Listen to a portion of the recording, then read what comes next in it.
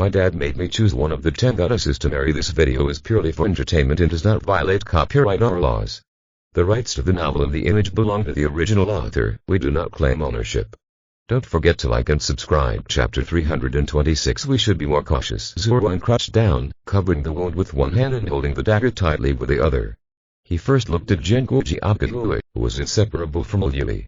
There is no time to take care of myself. Oh. As soon as she took a deep breath, the two young men approached to kill her, without giving her any more time. Boom. The two stood together, and Zhu Ruan's two fists were difficult to beat with four hands. In just a few seconds, his body was violently attacked by two people and blood could not stop falling. However, he was wearing black sports clothes and the blood was not obvious. Only blood marks could be seen on the ground under his feet. It's over. As expected, Caitian Palace is even more powerful, said an old man who was watching secretly. Everyone else nodded in agreement. At this moment, Wang Kai could only stand in the crowd and worry. In a battle of this level, he couldn't help at all. On the other hand, Zhang Po next to him hoped that Fen Lin would die here. Only if he dies can he be safe. What are you doing standing? Kill him. Yan Dongqi found that Fen Lin's two bodyguards were pinned down, and Fen Lin was the only one standing there, unprotected. After Yan Dongqi's reminder, several ancient warriors around him immediately rushed towards Fen Lin. Seeing this, Jingu Jiaokai suddenly stepped back and took out a dagger from his pocket. Whistle. Extremely fast. In the blink of an eye, Jingu Jiaokai rushed towards Liu Yui again. Everyone who was about to attack Fen Lin fell. Everyone around took a breath. It was worthy of being in the Master Realm. It was too scary. Yan Dongqi did not dare to make a move. Now he could only hope that the fourth elder could defeat her. Zhu Ruan suddenly shouted and stabbed a man in the chest with a dagger. Kick it with one kick. Buzz. She made her tactical judgment, and the air around her suddenly contracted and her figure appeared behind another man. Aim him hard in the back and punch him in the back of the head. Along with a Jin's impact, the man fell on the spot. Who? Zhu Ruan felt her hands trembling and nervously retreated towards Fen Lin, breathing heavily. We are righteous people and what we did was not wrong. Fen Lin stretched out his fingers to wipe the tears from the corners of Zhu Ruan's eyes. After that, he immediately took out 3 thumbtacks from the belt on his left side. They were stabbed into Zhu Ruan's body. Fen Lin, I don't feel any pain anymore. Zhu Ruan looked surprised and felt that the blood flowing through her body had stopped. Now you know why your husband is a hot commodity, right? Fen Lin touched Zhu Ruan's eyebrows. That's it, Fen Lin said to Jingu Jiaokai. Jingu Jiaokai clutched the dagger. His body suddenly descended, like a ghost circling around Liu Yui, and then retreated towards Fen Lin. Liu Yui was about to continue attacking, but suddenly blood spurted out of his body and he knelt on the ground. Impossible. Liu couldn't believe the speed at that moment. As for the other people watching, they were all confused. Didn't this woman you saw her strength in the previous battle? She keeps playing. Awful. So this is the Caitian Palace, and it's not that good. Fen Lin walked to the 2 suitcases over there, opened them, and found that they were full of junk medicinal materials. In addition to this, there are some weapons. None of them is good.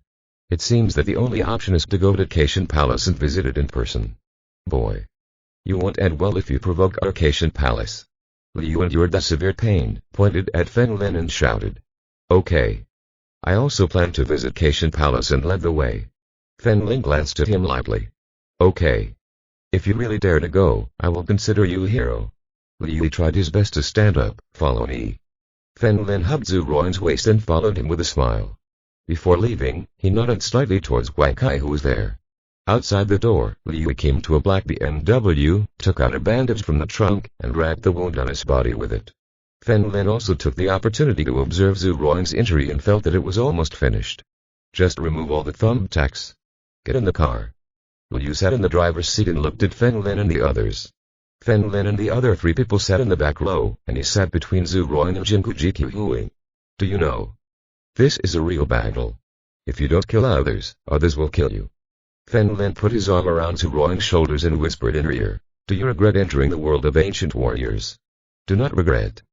Zhu Ruan lowered her head, looked at the wound in front of her, and asked in a low voice, I only care if there will be scars. Have you forgotten who I am? Fen Lin said with a smile. Look at Qihui. After so many years of fighting, there is not a single scar on your body. How do you know? Zhu Ruan suddenly asked in a deep voice. Have you seen it? Oh no. Is your approach wrong? Fen Lin turned around. Roll your eyes. Of course the boss has seen it, we used debate together. Jinku Jikyu looked at Zhu Ruang with an air of dignity. Are you envious? In fact, I'm envious. Zhu Ruang narrowed her eyes slightly. Why should she care about her body now? She grabbed the soft flesh around Fen Lin's waist and asked coldly, what else did you do? I think in this situation, should we be more cautious? Fen Lin coughed lightly, looking a little embarrassed. Not only him, but also Yui, who was driving ahead, looked unnatural. He doubted that these three people were fools. They are about to go into his own sect to open a mountain temple and his death is approaching. Now he is even jealous HNPH. Let's talk about it when we get back. Zhu Ruang let go of Fen Lin and secretly clenched her fists. Now she desperately needs to get stronger. Be sure to catch up with Jinku Jiak early. The car reached the middle of a big mountain, there were stairs above, and the car could no longer go up. Liu led the way. From a distance, Fen Lin saw a mountain peak in front of him, which seemed to be divided in half. Cross-section there are many buildings. Fen Lin nodded secretly. It turned out that this was the origin of the Caitian Palace. Ahead is the Caitian Palace, Liu said with a trembling tone. If you let me go, I promise to intercede for you when you are caught. For the leader. You never thought that I killed the leader's son. Why do you dare to come on your own initiative? Fen Lin asked calmly. Do you really think I'm stupid? Liu. He was a smart man. He had long felt that something was abnormal, but he didn't do it. Ask. I can let you go, but consequently, I need to know the location of all the treasures in the Caitian Palace. Since Fen Lin emptied the 9th sect last time, he has fallen in love with the feeling of free sex. The treasure is in the leader's room and he will personally guard it. If you can deal with them, I will help you. Liu smiled. Maybe Fen Lin really had the strength. But this time he will definitely die. Because their leader just received a guest. He is a Huaquan master and also in the divine orifice realm. With 2 divine orifices, even if Fen Lin has the power to reach the sky, he will definitely die. Chapter 327 Kai Ling's Plan. Liu looked at Fen Lin again, waiting for his response. He knew that his life was now in Fen Lin's hands. Okay, you can go back, Fen Lin said calmly. Thank you. Liu quickly thanked him. When he returned, he did not dare to turn his back on Fen Lin. He was afraid that if he was not careful, the other party would kill him. He retreated 20 or 30 meters before turning around and fleeing. Fen Lin, what is our mission this time? Zhu Ruang looked at the numerous buildings in the distance and asked with a solemn expression. Kill them. Fen Lin looked at Zhu Ruang. Do you still remember the person who murdered you before? If you don't solve it from the source, your king will be killed. Zhu Ruang, if you're afraid, just leave. In my case it bothers me that I have to protect you during the battle. Jinku Jiaka, whose face was full of disdain. Who was afraid? Zhu Ruang said coldly. Although she spoke harshly, she was really timid in her heart. This is the emotion that ordinary people should have. He looked deeply at Fen Lin. Now I understand what level of tasks Fen Lin usually performs. Since you are not afraid, let's go. Fen Lin put his arm around Zhu Ruang's shoulders. He didn't expect Zhu Ruang to fight this time. The purpose is to allow you to see dead people. As a former warrior, if you're afraid of these things, you should sit down and be an ordinary person. Caitian Palace. Outside the highest stone palace. The 2 people sat around the white stone table. One is a middle-aged man with a beard and a scar over his left eye, who was neither angry nor intimidating. In front of the middle-aged man is a woman. This person is Kai Lin. Kai Lin was wearing a long black dress today, with wheat-colored skin, and she was as sexy as ever. On her head she wore a characteristic golden hair accessory and her face was noble and elegant. Almost the favorite of rich old men. Because those old men don't lack women and they know what kind of women are the best.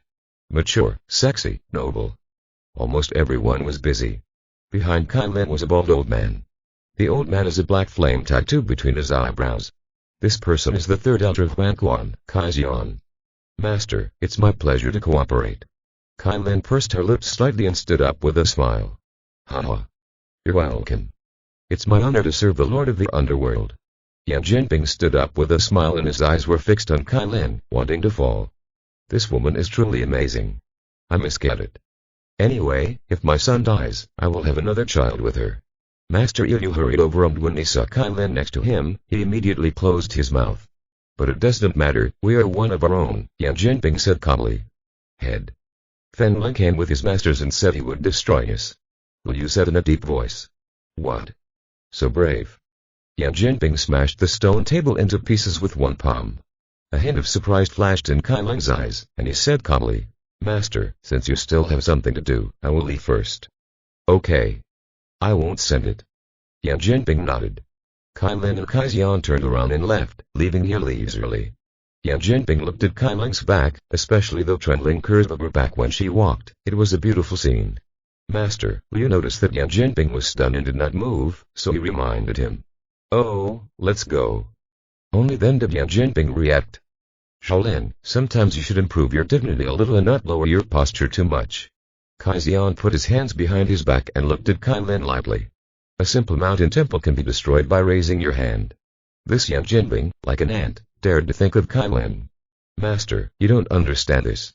Only then will you help me." Kai Lin smiled slightly. "Directly suppress them with force, how dare they disobey?" Kai Xian asked in confusion.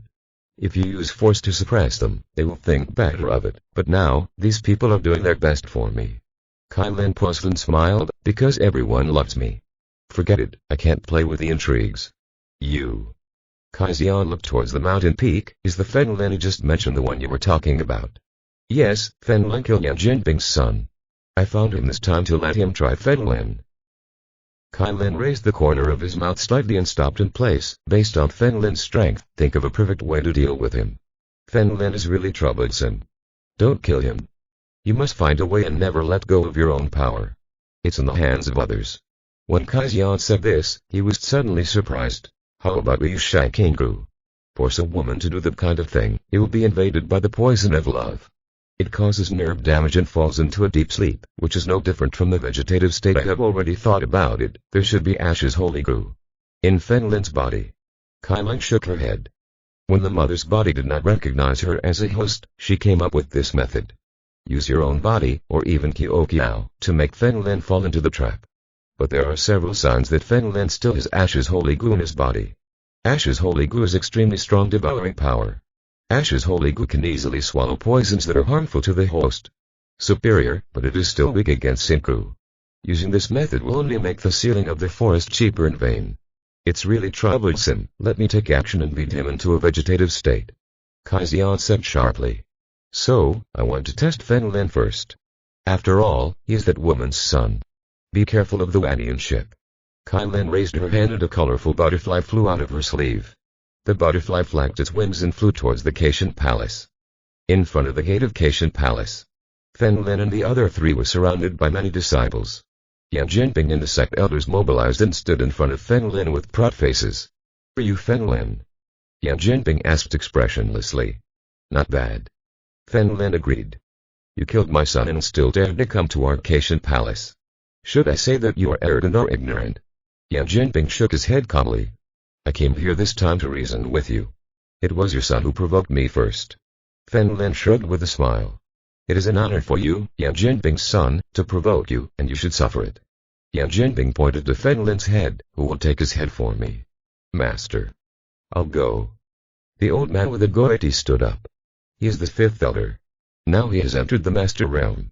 Liu was about to give a warning, but after thinking about it he decided against it. It was better to be careful. "Oh." The fifth elder ran over. Jingu Jiqiu looked at Fen Lin and found that Fen Lin nodded. His figure disappeared in the blink of an eye. Brush. The dagger in his hand suddenly slashed. Faga. While the fifth elder was still running, blood gushed from his neck and fell down. When Zhu Ruang saw this, she narrowed her eyes slightly. Chapter 328 How to fight this. Zhu Ruang wanted to close her eyes, but remembering why she wanted to become an ancient warrior, she forced herself to look at the scene in front of her. Impossible. Yan Jinping couldn't believe that his fifth senior was at the master level. Since the other party can kill, doesn't that prove that she has also entered this realm? Yan Jinping looked at Jingu Jiqiu, such a young master. Give him room to grow and he will definitely become a strong rival in the future. They must not be let go. Everyone join in. Yan Jinping pointed to Jingu Jiqiu. Many disciples and elders behind him rushed forward. Seeing this, Jingu Ji took out a dark golden dagger from his body. His eyes flashed with golden light, and as the ground cracked beneath his feet, he took off like a fighter jet. There was a huge breaking sound. Swish, brush, brush. Jingu Jiqiu seemed to have entered a desert land, and killing these people was like mowing grass. There was no mercy, there was blood everywhere. Seeing the scene in front of her, Zhu Ruang felt that she was not afraid. Damn, Grandpa, she actually fought for a man with such a ruthless person. He couldn't help but look at Feng Lin and might as well let this bastard out. I do not love you anymore. The realm of divine aperture. It turns out to be divine aperture. When Liu Yui, who was hidden in the distance, saw this, he felt a great wave of excitement in his heart. He finally understood why Feng Lin and others dared to approach. It turned out that his bodyguard was actually from the legendary divine realm. The rest of the people died and fled. In front of the divine aperture, everyone under the Grandmaster is an ant. What else are they fighting for? Escape is the most important thing. Oh. When Yan Jinping saw this scene, his eyes also brightened. Such a young person turned out to be a genius. This person must be killed. Boom. Yan Jinping and Jinguji Apkada collided. The radiated key seemed to turn into substance, swallowing everything around it. The entire mountain shook violently due to the collision between the two. Feng Lin raised his eyebrows slightly. Yan Jinping was also at the middle stage of the divine orifice realm. It is comparable to Jinguji and can be used as exercise. Jinguji Apkada suddenly retreated and took a long knife from a dead man. He waved lightly and attacked Yan Jinping again. After Yan Jinping and Jinguji Apkada fought several times, they were defeated continuously. He was shocked in his heart. It was obviously a young man with much better fighting skills than him. Zeng. Yan Jinping couldn't dodge, his stomach was cut open, and blood gushed out. The Caitian Palace disciples watching from a distance were all scared. Their leader, who they thought was a celestial figure, was overwhelmed by a young woman. Liu was glad in his heart that he had not forced himself just now. Oh. Jinguji Apkada did not give Yan Jinping a chance to react. When he saw that he was injured, he took advantage of the victory and chased after him. Yan Jinping had more and more injuries on his body. Ah. Suddenly, Yan Jinping grabbed Jinguji Apkada's gun with one hand and punched him in the back. Yan Jinping looked at the severed palm and shook his head slightly. As expected from the woman I fell in love with, she arrived just in time. If it weren't for you, I might have died. At this point, he took out a small medicine bottle from his body, opened the lid, raised his head and ate it. Jinguji Apkada paused for a moment and then ran forward again. Feng Lin put his hands in his trouser pockets and frowned. He smelled the smell of insects. Yan Jinping was not taking the recovery elixir at this time, but the poison. Brush. Jinguji Apkada suddenly jumped up and forcefully slashed at Yan Jinping with a long sword. Yan Jinping did not dodge anything and struck with the same punch. Pop. The long knife in Jinguji Apkada's hand hit Yan Jinping's shoulder as if it were cutting steel. All the blades of the sword shattered and flew away. Yan Jinping's fist also fell on Jinguji Apkada. Boom. The terrifying force hit Jinguji Apkada and knocked her down. Poof. Jinguji Apkada spat out a mouthful of blood. Seeing this, Zhou Wang immediately jumped up and hugged Jinguji Apkada from behind, who was flying upside down. But she couldn't control it. Jinguji Apkada's power flew backwards along with her. Boom. The two fell to the ground together in the distance. It hurts. I should have known that I wouldn't have saved you. Zhou Wang pushed Jinguji Apkada out of her body and covered her boat in pain. Be careful next time. You can't intervene in a battle of our level. Jinguji Apkada wiped the blood from the corner of his mouth, threw away the broken knife in his hand, and picked up another long sword. Master. What are you and? Liu couldn't believe what Yan Jinping had just eaten to improve him so much. Haha, this is Vajragu. After taking it, the body will be like steel. Both defense and strength will increase significantly. Yan Jinping opened the shirt he was wearing to reveal his body. The muscles at this moment were all bulging and looked like stones. Oh. Jinguji Apkada did not believe in evil and ran forward again. He continued to cut around Yan Jinping's body, but found that he couldn't do it. Yan Jinping suddenly grabbed the sword with his bare hands and struck Jinguji Apkada again. Brush. Jinguji Apkada suddenly jumped up and stepped on Yan Jinping's arm. The dark golden dagger in his left hand instantly pierced Yan Jinping's eyes. Yan Jinping shouted and suddenly grabbed Jinguji Apkada's left arm. When Feng Lin saw this, he secretly thought something was wrong. They grabbed his arms and it was almost impossible to free himself. Especially when caught by someone with this kind of defense and strength. If Feng Lin were not present, Jinguji Apkada would have to break at least one of his arms. He immediately threw out 3 thumbtacks. Ding ding ding. 2 nails were driven into Jinguji Apkada's arms and 1 nail was driven into the left back of his head. Hey. Let's see where you're going. Yan Jinping grabbed Jinguji Apkada's arm, made a fist with his other hand, and slammed his head. The spiritual veins in Jinguji Apkada's arm spasmed, followed by a sudden surge of ki. Ah. Endless ki exploded from his body.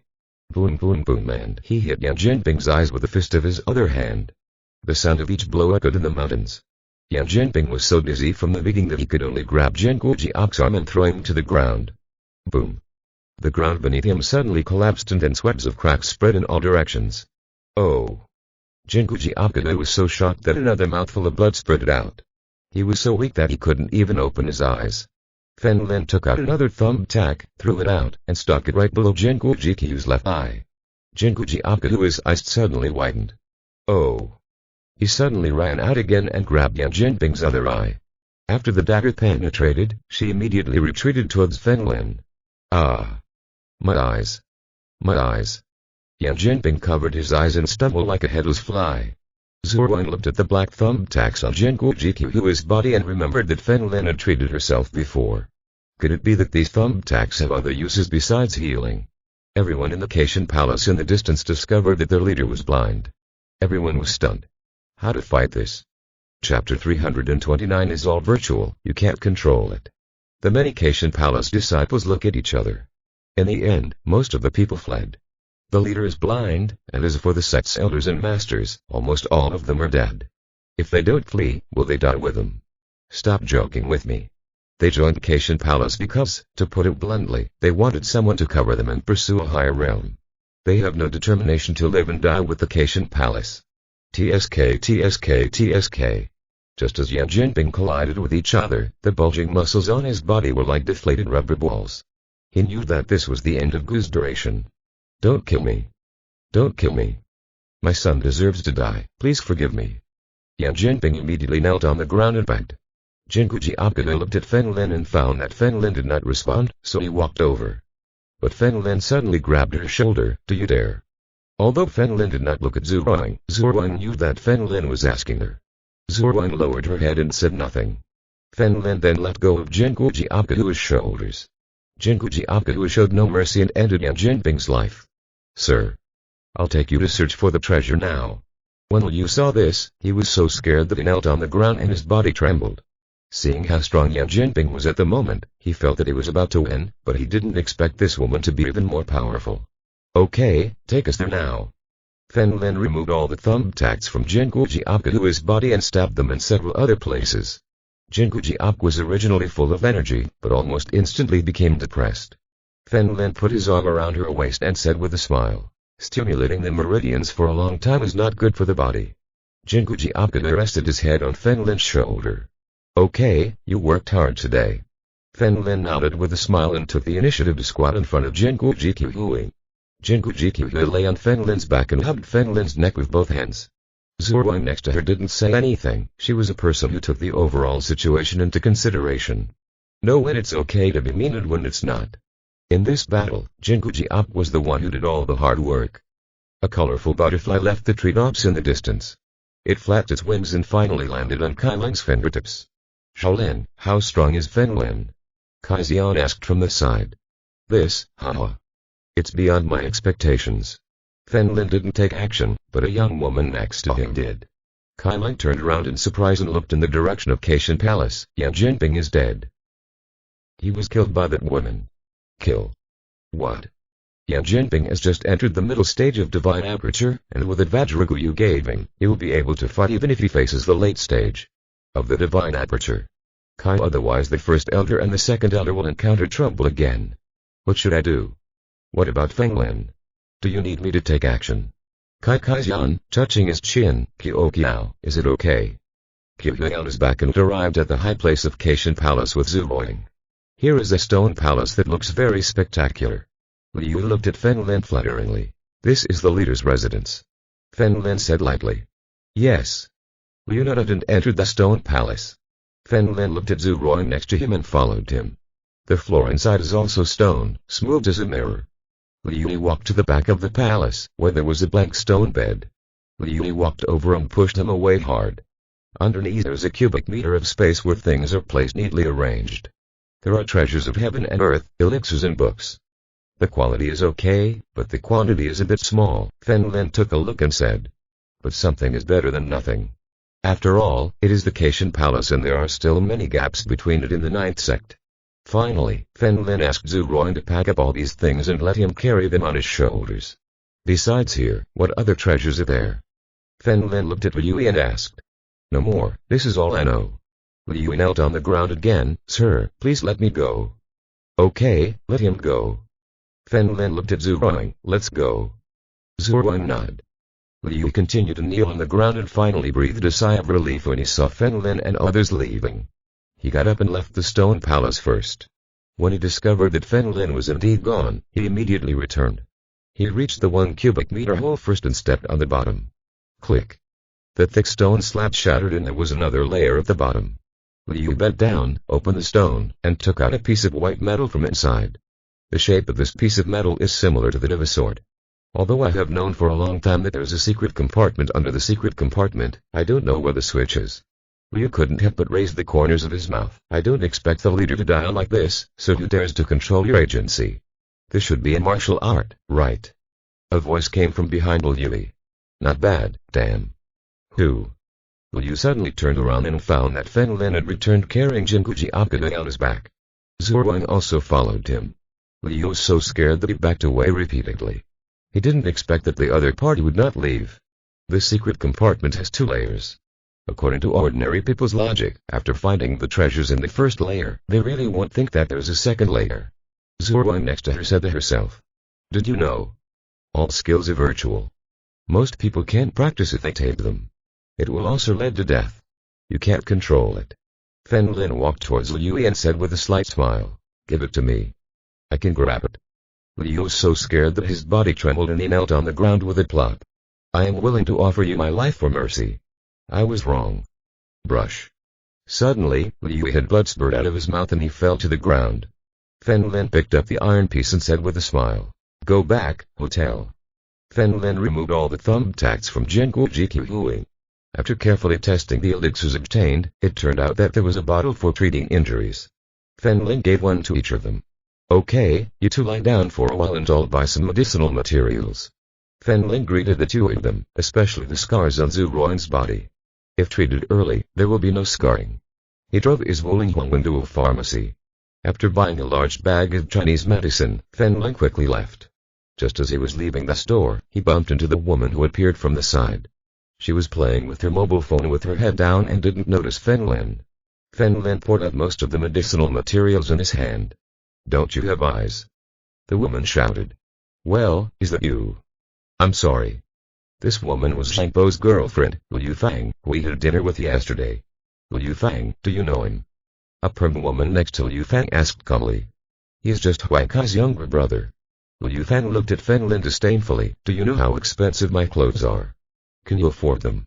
Chapter 330 Liu Fen Lin frowned in displeasure. I admit I'm a bit quick, but you suddenly came out of the corner and lowered your head to play with your phone. You're not right either, right? Who do you think? Do you dare to accuse me?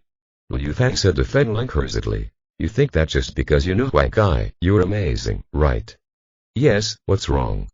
Fen Lin looked unhappy. He remembered that when eating yesterday, this woman was very pretentious. He looked down on himself.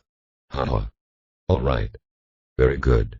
If you don't kneel and apologize today, I will take your surname. Lin Feng immediately took out his mobile phone and called Drago. Huai Kai's family background is better than Drago, but Huai Kai is not popular in home. His mother died early and his father married a woman from a good family. He also gave birth to a son. Everyone knows that the future successor of the Huai family will be Huai Kai's younger brother.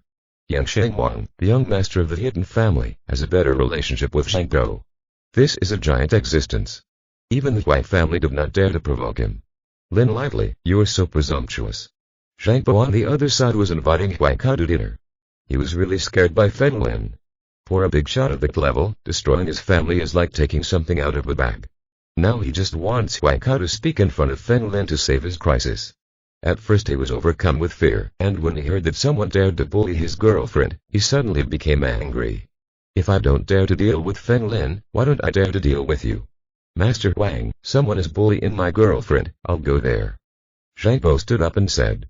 Anyway, we've almost eaten. Let me go with you, Huai Kai also said. Haha, wait. Don't leave if you can. Lin Feng pointed at Fen Lin and shouted, I'm just a little brother, I really believe you are the king of heaven. Get angry, there's no need to argue with this kind of person, let's go. The prim woman next to Liu Fang found that Fen Lin was quite handsome and she didn't want to waste her time here. No. I have to teach him a lesson today. Liu Fang originally had a wealthy family and became Zhang Bo's girlfriend. Who could see that she was not being respectful? He's just a little brother, but he still wants to change things. Fen Lin nonchalantly returned to the pharmacy waiter and said with a smile, "Please give me another portion of the herbal medicine I bought just now." "Oh." The pharmacy waiter nodded. He wrapped up all the medicinal materials that Fen Lin had packed earlier and placed them on the table. Fen Lin was in no hurry to pay. He smiled slightly and said, "Leave things here for now. Someone will pay the bill later." Liu Fang looked at Fen Lin disdainfully. "Who will pay the bill for you? You can't be my boyfriend, right?" "That's how it is." Fen Lin nodded. "Trash, let's see how long you can be arrogant." Liu Fang couldn't wait to see Fen Lin kneeling and begging for mercy. At this moment, Liu Fang heard the sound of braking. He immediately looked into the distance and saw that it was Zhang Bo's Mercedes-Benz, but with it was Wang Kai. Liu Fang turned around and looked at Fen Lin coldly. It turned out that he had known for a long time that Wang Kai and Zhang Bo were together. That's why he was so relaxed, because when Zhang Bo gave him a lesson, Wang Kai would definitely intercede. "Zhou Fang, who the hell bullied you?" Zhang Bo trotted from a distance. Liu Fang stopped Zhang Bo and did not ask him to meet Fen Lin immediately. He needed to explain everything clearly to him. "The person who harassed me is Wang Kai's younger brother." Liu Fang pointed to Wang Kai next to him. Wang Kai was a little confused. He was a generous person and never made friends, whether they were poor or rich. "I've never had a younger brother." Zhang Bo looked at Wang Kai with some fear in his heart. It seemed that this matter could only be forgotten. Now, he still has the help of Wang Kai. Such a domineering figure, with a beautiful bodyguard at his side, even the head of the legendary hidden family was defeated in seconds. In comparison, who do you think you are? I have never accepted a younger brother. Who do you think he is? If it is really his fault, I will ask him to apologize. Wang Kai pushed up his glasses and said beside him. "You must kneel and apologize." Liu Fang said coldly. "No." Zhang Bo stopped him. He grabbed Liu Fang's arm and whispered, "Kneeling is too much. Mr. Wang is my brother, don't let him touch my face." Liu Fang finally understood. Fen Lin, why was she so confident? He threw away Zhang Bo's hand and growled, "Coward. Break up. Stop making trouble, get out. Break up." "I don't understand. You're protected by the young master, but are you afraid?" "Wang Kai." Liu Fang growled. Wang Kai frowned. Liu Fang's words made him very uncomfortable. Zhang Bo was speechless. Young Master Yan was protecting him, but the key was that Wang Kai was even more powerful. At this time, Fen Lin, who was waiting in the pharmacy, heard the noise outside and came out. "I saw a few people chatting there." "Fen Lin." Wang Kai couldn't help but exclaim in surprise when he saw Fen Lin in the distance. After Zhang Bo saw Fen Lin, he walked there cautiously, his heart almost bursting out of his chest. He wanted to see if there was anyone else in the pharmacy. If not, try the little brother. What Liu Fang mentioned was Fen Lin. That's fucking funny. Before he could see it, Liu Fang said to him first, "It's this guy. He dares to scold me just because he knows Wang Kai." Hearing this, Zhang Bo's heart skipped a beat. He provoked Fen Lin, and now his girlfriend provoked Fen Lin again. If people don't hold grudges, they will have ghosts. Zhang Bo's brain was working rapidly, and then he slapped Liu Fang. "Fuck you. Do you know who he is?" After saying that, Zhang Bo was so scared that he immediately ran to Fen Lin on the street and kneeled directly. Fen Lin said before that he would go to Cation Palace, but now he is here peacefully and everyone knows what he is. Past. "Master Fen. Have mercy on me, I have nothing to do with this woman." Zhang Bo bowed to Fen Lin repeatedly. Seeing this scene, Liu Fang was stunned. Not only her, but her best friend, the woman in the permanent, she was also stunned. She naturally knows Zhang Bo. He is a real second-generation rich man and his status is not low in the circle of second-generation rich people. Zhang Bo is now kneeling on the street. "You're crazy. With the young master covering you, who in Beidong would dare to bully you, and you actually kneeled in front of him." Liu Fang walked over and grabbed Zhang Bo's arm. "Go away." Zhang Bo stood up and kicked Liu Fang. "You don't know anything. That young master you are talking about, his father is still lying down." What? Liu Fang was scared. She had to back away repeatedly, her legs felt weak and she sat on the ground. "Mr. Yang's father. Isn't that the head of the hidden family? Is it possible for such a superior person?" Chapter 331. Your wife won't be angry, right? Liu Fang was so scared that her breathing became rapid and Zhang Bo specifically mentioned this matter. Could it be that he was hit by the person in front of him? Young Master Fan. Have mercy. I broke up with her and have nothing to do with her. Zhang Bo was so scared that he cried and got madly to Fen Lin. Liu Fang looked bored and entranced. His family is wealthy, but it cannot be compared to Zhang Bo's family. Zhang Bo is like this, isn't this person in front of her easy to deal with? Fen Lin, let's forget this. There is no need to argue with him, Huang Kai walked over and said. Because he knew that his background was so powerful, he also felt a sense of distance from Fen Lin. Fen Lin gave Huang Kai a face. Thank you, Zhang Bo nodded repeatedly, not even looking at Liu Fang, who was still sitting on the ground. Go and pay me for the medicine. Consider it an apology. Fen Lin pointed to the pharmacy he was going to. Yes. I'll go right now. Zhang Bo looked towards the pharmacy. In such a small store he could buy everything. In a few breaths, Zhang Bo ran over with Chinese medicine. He didn't expect that there were only more than 100 in total. He felt that he was not sincere enough and hurriedly said, Master Fang, if you don't mind, I would like to treat you to something to eat. No, my two precious bodyguards are injured. Fen Lin took the medicine and said lightly. After hearing this, Huang Kai had some worry on his face. Is the injury serious? Do you need to be sent to the hospital? No, it's just a skin injury, from Caitian Palace. Fen Lin paused and smiled. That's right, Huang Kai, Caitian Palace has been destroyed by me. You don't have to worry about the Ant family's revenge against you. After saying that, Fen Lin left here. Caitian Palace was destroyed. Huang Kai and Zhang Bo looked at each other and previously thought that Fen Lin's bodyguards would not be able to defeat the man who opened the mountain temple. He escaped when did. Unexpectedly, this legendary sect was wiped out. Awful. Fen Lin walked past Liu Fang and said expressionlessly, Don't give me your surname. I have no descendants like you. After entering his Wuling Huangwen, Fen Lin turned around and left. No, Liu Fang shouted at Zhang Bo when he saw Fen Lin leave. Zhang Bo looked at Liu Fang with an indifferent expression. Let's finish. I'll listen to you this time. After saying that, Zhang Bo put his arm around Huang Kai's shoulders and left without looking back. Liu Fang was crying here and his intestines were green with regret. Fen Lin returned to the hotel and went to the bathroom to extract the essence of all these medicines. Finally I got half a cup of yellow juice. He put warm water in the bathtub and put all the essence into it. In the blink of an eye, the entire pool of water was dyed like yellow. He used other medicinal materials to extract half a cup of dark green juice. This is the essence of healing wounds. He came out with the dark green juice and looked at Jinggu Jiap first. The potion is ready. Let it soak for 10 minutes. Alright. Jinggu Jiap got up and walked towards the bathroom. Fen Lin held half a glass of juice and sat next to Zhu Ruang. Take off your clothes. What do you want to do? Zhu Ruang asked nervously. To treat wounds, this is a non-scarring medicine. It should be applied to the wound. Fen Lin looked at Zhu Ruang and said. I'll do it myself without you. Zhu Ruang blushed and took the cup. In addition to applying the medicine, there are also follow-up actions. Come on, I'm a doctor. Fen Lin patted Zhu Ruang's arm. Zhu Ruang lowered her head, with water dripping from her face. Most of the injuries this time were caused by sharp objects. There are quite a few all over the body. If they were handed over to Fen Lin, wouldn't he see them all? Hurry up. Fen Lin urged. Zhu Ruang lowered her head and had no choice but to do as she was told. Fen Lin looked at the injuries all over his body and felt a little distressed. The silver needle that relieved my pain had been removed a long time ago. Unexpectedly, Zhu Ruang persisted and never complained, considering it was her first time fighting. It does not hurt. Fen Lin used his fingers to extract the medicine essence and applied it to Zhu Ruang's wound. It doesn't hurt, Zhu Ruang whispered. It was a lie that didn't hurt, but this time Zhu Ruang blamed herself a lot and followed Fen Lin, basically doing nothing. How can I cry in pain? Shit. Who slapped the booze on your butt? I killed him, so I can only slap you here. Fen Lin suddenly shouted coldly and applied the medicine. Zhu Ruang's face looked like a cooked hairy crab.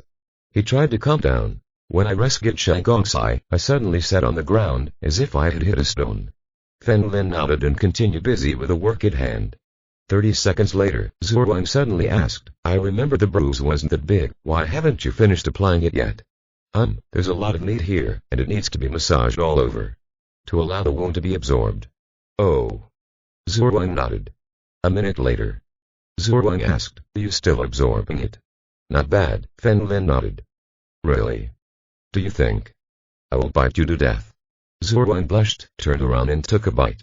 4 p.m. Zhu Ruang and Jinggu Jiap would have almost recovered. Fen Lin recovered the two of them. The question of opening of the mountain palace has come to an end. Back in Yun City, it was already dark. As soon as Fen Lin arrived at the gate of the villa, he saw an acquaintance Kakioki here. "It's so late, why are you here?" Fen Lin opened the car window and asked with his head down, "I came to find you. But you're not here, so I'll wait for you here." Kakioki raised her head and said, "Get in the car." Fen Lin looked at Zhu Ruang, opened the door. Who is it? Because Kakioki was too low, Zhu Ruang didn't even see it. After opening the car door, I saw a little Wooly in a princess dress. She looks very cute, wearing a black skirt, a red bow on her head, and small red boots. He also carries a rabbit school backpack. How cute. Zhu Ruang immediately hugged her and rubbed her face against Kakioki's little face. "Fen Lin, who is it?" Kakioki pushed Zhu Ruang with her little hands, her face full of disgust. "The daughter of my friend," Fen Lin explained. Jinguji Apkadu frowned slightly. He was obviously a boy, but he was very strong. However, since he is someone the boss knows, no matter how strong he is, it is natural. Zhu Ruang didn't care either. She would never have imagined that Fen Chen was so angry that he fell in love with this kid. Back at the villa, Fen Lin asked Jinguji Qiyu and Zhu Ruang to go back and rest. He immediately climbed onto Fen Lin's back from behind and finally sat on Fen Lin's neck. He lowered his head and asked, "Who were those two women just now?"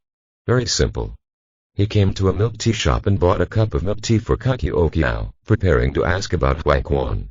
Kakioki put the milk tea on Fen Lin's head, took a sip, and said, "Brother, if you buy me milk tea, your wife won't be angry if she finds out, right?" "Little brat, there are a lot of things on your mind." Fen Lin rolled his eyes. "Brother, take a sip." Kakioki put the milk tea into Fen Lin's mouth. If you are listening to this novel on a channel other than Mundo Fanfic Novellas, we cordially invite you to visit our channel. There you will find the original version of this story and you can explore many other novels of various genres. We are waiting for you to immerse yourself in a world of incredible novels. Chapter 332 Mother's Clues. Fen Lin frowned slightly, but did not drink. "Did you put poison in it?" "Who did it?" "Drink it quickly." Kakioki handed it to Fen Lin's mouth. Fen Lin could also feel that there was no poison in this cup of milk tea, so he took a sip. "Wow. Brother, if your wife knows that we drink the same cup of milk tea, she won't be jealous, right?" Kakioki smiled excitedly. "You should be normal, be careful that I throw you away," Fen Lin said fiercely. Kakioki puffed her mouth slightly and continued drinking milk tea. Fen Lin looked at a bench in the distance, walked over, picked up Kakioki and put her on the chair. He sat next to Kakioki and asked, "Why are you looking for me?" "Master gave me the task of seducing you, making you fall in love with me, and then asking you to do things for me." Kakioki held milk tea in both hands, said after taking a sip. "Working." "What?" Fen Lin asked with a smile. "Then tell me first, how strong are you?" Kakioki looked at Fen Lin and asked. Fen Lin asked, "What do you mean? Is it related to this matter?" "Yes, if you are not strong enough, forget it." Kakioki shook her legs and said in a sweet voice, "Divine Orifice Realm is not enough. Is not sufficient. What about the late stages of the Divine Orifice Realm?" Fen Lin asked again. Kakioki opened her mouth in horror. "You are actually in the late stage Divine Orifice?" "Yes, a late stage to Divine Orifice." Fen Lin nodded. After being reminded by his second master, he must now be careful with Kai Lin. To get news about his mother, he almost tells Kai Lin everything at once. Now you need to save something in case something unexpected happens. "Do you still have the Ashes Holy Glue with you?" Kakioki suddenly asked. "Yes, there is another pair. What's wrong?" Fen Lin asked with a smile. "Can you give it to me? You're not a good cultivator anyway. I just learned from the teacher that the Holy Ash Glue is very powerful." Kakioki was shocked and looked at Fen Lin with stars in her eyes. Fen Lin pinched Kakioki's face. "Since it's so powerful, why would I give it to you if I don't keep it for myself?" "Tactical, I won't give it to you if you don't give it." Kakioki pushed Fen Lin's hand away, jumped off the bench and threw the finished cup of milk tea into the trash. He ran back, stood in front of Fen Lin, took off his rabbit backpack, opened it, and took out a pocket watch. "The teacher asked me to give it to you." Kakioki handed the pocket watch to Fen Lin. "This is something old." Fen Lin looked at the silver pocket watch. Some places had faded, so it was obviously not expensive. He opened the lid and his eyes suddenly opened. On the cover of the pocket watch is a photo of a young woman with a single ponytail. She is very beautiful and smiles very happily, showing her white teeth. His eyes, nose and Fen Lin could feel the familiarity of the glance. This is a sense of identity that comes from blood. The woman in the photo is my mother. Without saying anything, Fen Lin immediately took out his cell phone and dialed Kai Ling's number.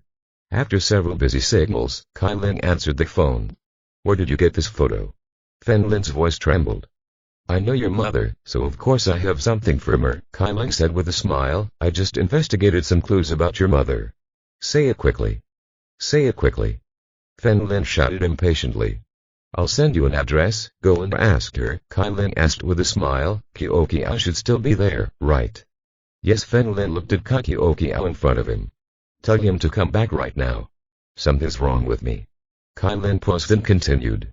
Don't worry, Kyokiao should also be there in a few days. Like you, I want to find her. Then I won't bother you. Send me your address quickly. Fen Lin hung up the phone after saying that. He just wanted to know his mother's whereabouts first. What did my teacher say?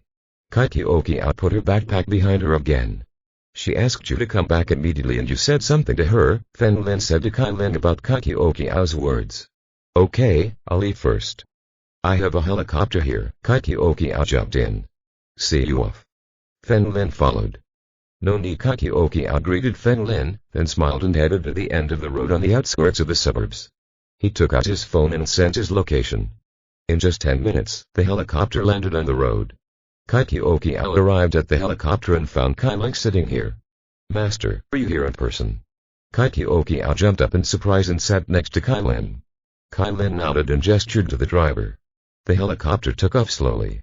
Kai Ling hugged Kyokiao and asked with a smile, have you asked all the questions I asked you to ask, Fen Lin? Ask them all. Kyokiao nodded with a smile. Okay, then tell me the content of the conversation between the two of you, word by word, Kai Ling said with a smile. Kyokiao said all the words from the previous talk. After finishing speaking, he asked with a smile, Master, why are you asking these questions? Fen Lin is handsome and powerful, but the key is the host of Ash's holy gu. I want to find a good husband for Kyokiao. Kai Ling touched Kyokiao's eyebrows. What's more, Fen Lin's father likes you too. Master. What nonsense are you talking about? When I grow up, Fen Lin will become an old man and I won't get married. He and I will stay with the master forever. Kyokiao buried her red face in Kai Ling's arms. Kai Ling narrowed her eyes and patted Kyokiao on the back with a smile. As expected, he still has the Ash's holy gu on him. He just didn't expect that Fen Lin's strength would reach the late stage of the divine orifice realm. Awful. He is only in his 20s now, who can imagine how many achievements he will have in the future. However, since there are only a pair of Ash's holy gu, it is easy to handle. Kyokiao is a trump card. Based on what he knew about Fen Lin, if Kyokiao encountered a crisis one day, he would need Ash's holy gu to increase his strength. I believe Fen Lin will not refuse. But the moment must be right. As long as Ash's holy gu is not in Fen Lin's body, he can use sadness gu to make Fen Lin fall into a deep sleep. After Fen Lin returned to the villa, he continued to look at the messages on his phone. Unexpectedly, the location this time was in the Magic City. This is a top-tier city in China and its popularity in the world is comparable to that of the capital Yanjing. Fen Lin decided to rush there tomorrow. The people around him are gradually beginning to stabilize. Former Dead Knight members are undergoing missionary training. Yi Dan, the mysterious immortal man, is guarded by the second master and I think Liu Yunnan cannot take him away. Zhu Wang and Mu Felu are working hard to increase their strength. Tang Hong and Tang Qian, mother and daughter, have their own affairs. Fen Lin, my sister said we won't eat anymore. Let's eat together. After Zhao King finished speaking, she left the villa. I'll call Sister Zhao. King, I'm going to the Magic City to do a mission tomorrow. Should you take care of me at night? Fen Lin held her soft, bulbous hand with a mischievous smile. Chapter 333 Find a crack in the ground and get in. Zhao King's face turned red. He lowered his head and said in a voice as low as a mosquito, Eat first, we'll talk about this later. All right. Fen Lin nodded with a smile. Today's a good opportunity. Zhu Wang and Chen Gong Teraki was injured and rested. Nobody bothered me either. Zhao King left as if fleeing, and after a while, he walked in with Mu Felu. Fen Lin, are you back? Mu Felu wore short sleeves and shorts, revealing skin as white as jade. In this way, his figure is even more evident. Slender figure, but with such a spectacular landscape. The impact is even better. Yeah. Fen Lin looked at the sweat stains on Mu Xiaoyu's forehead and asked with a smile, "Are you tired?" "I'm so tired. This is the first time I've encountered this situation." Mu Xiaoyu washed up, his hands and face, sitting at the dining room table. Zhao King served the food. The three of them sat at the dining table. Fen Lin looked at the side dishes in front of him and took a bite. "Even green vegetables are all according to your own taste." Fen Lin. Zhao King took a bite of tofu and suddenly asked, "Can I become an ancient warrior like Sister Zhao?" In the past few days, he had heard about it from Zhu Ruang and Mu Xiaoyu.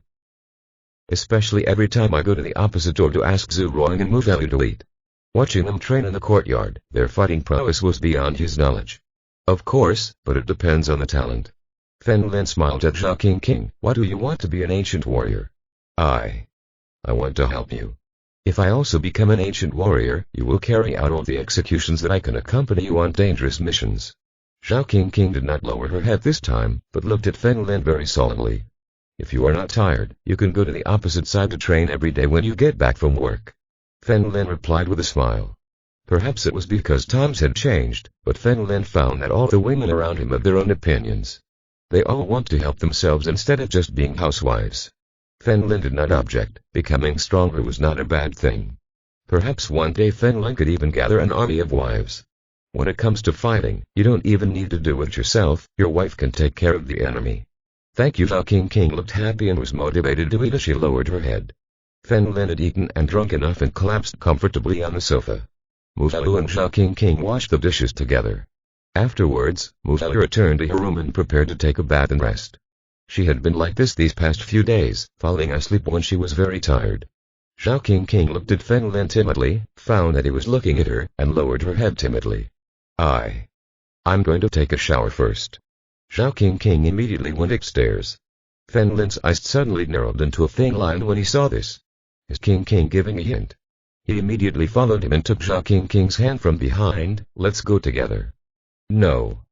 Zhao King pushed Fen Lin away and hurried to her room. "I've seen it all and I'm still very shy." Fen Lin also returned to his room, took a shower and went to bed. "During that mission, I went to the Magic City several times and met some powerful people. If you have any small problem, you can ask them for help." After standing here for a while, the door creaked open. Zhao King walked in cautiously. It seemed that because she had just taken a shower, her pretty face looked like a red apple. "Hey, King still understands me," Fen Lin sighed. Zhao King kept her head down the entire time and said nothing, timidly getting into Fen Lin's bed. "Fen Lin, I will definitely work hard and help you sooner or later." Zhao King rested her head on Fen Lin's arm and whispered like a kitten. "You know, the high-intensity training required to become an ancient warrior is 10 and 100 times stronger than that of a special soldier. With your small body, are you sure you can withstand it?" Fen Lin asked in a low voice. He still had 3 fire lotus seeds in his hand. Even if Zhao King has no talent, as long as she really has perseverance, Fen Lin will give her one. "I can persist," Zhao King said solemnly. "Okay. Then I will cling to your body first to see if you are a good embryo." Fen Lin left. "I hate him." Zhao King's face turned red, but she still half cooperated. At this moment, there was a sudden knock on the door of Fen Lin's room and then Zhu Ruang's voice. "Fen Lin, are you asleep?" Hearing this, Zhao King felt like he was electrocuted and immediately became confused. If Zhu Ruang saw her, how could she have the face to face her in the future? "Asleep, what's wrong?" Fen Lin asked calmly. "I want to ask you something, open the door." Zhu Ruang said outside the door. Zhao King was so scared that she immediately crouched down, hugged her clothes, and prepared to hide in the closet. Fen Lin whispered in Zhao King's ear, "The most dangerous place is the safest place." Zhao King thought of this, hid her shoes under the bed and got into bed. Fen Lin was wearing pants, went down and opened the door. "What's wrong?" You have no quality." Zhu Ruang looked at Fen Lin and immediately turned her head. "Tell me what's going on." Fen Lin yawned. "Come in and talk. King and Zhao are asleep. Don't disturb them." Zhu Ruang walked into the room.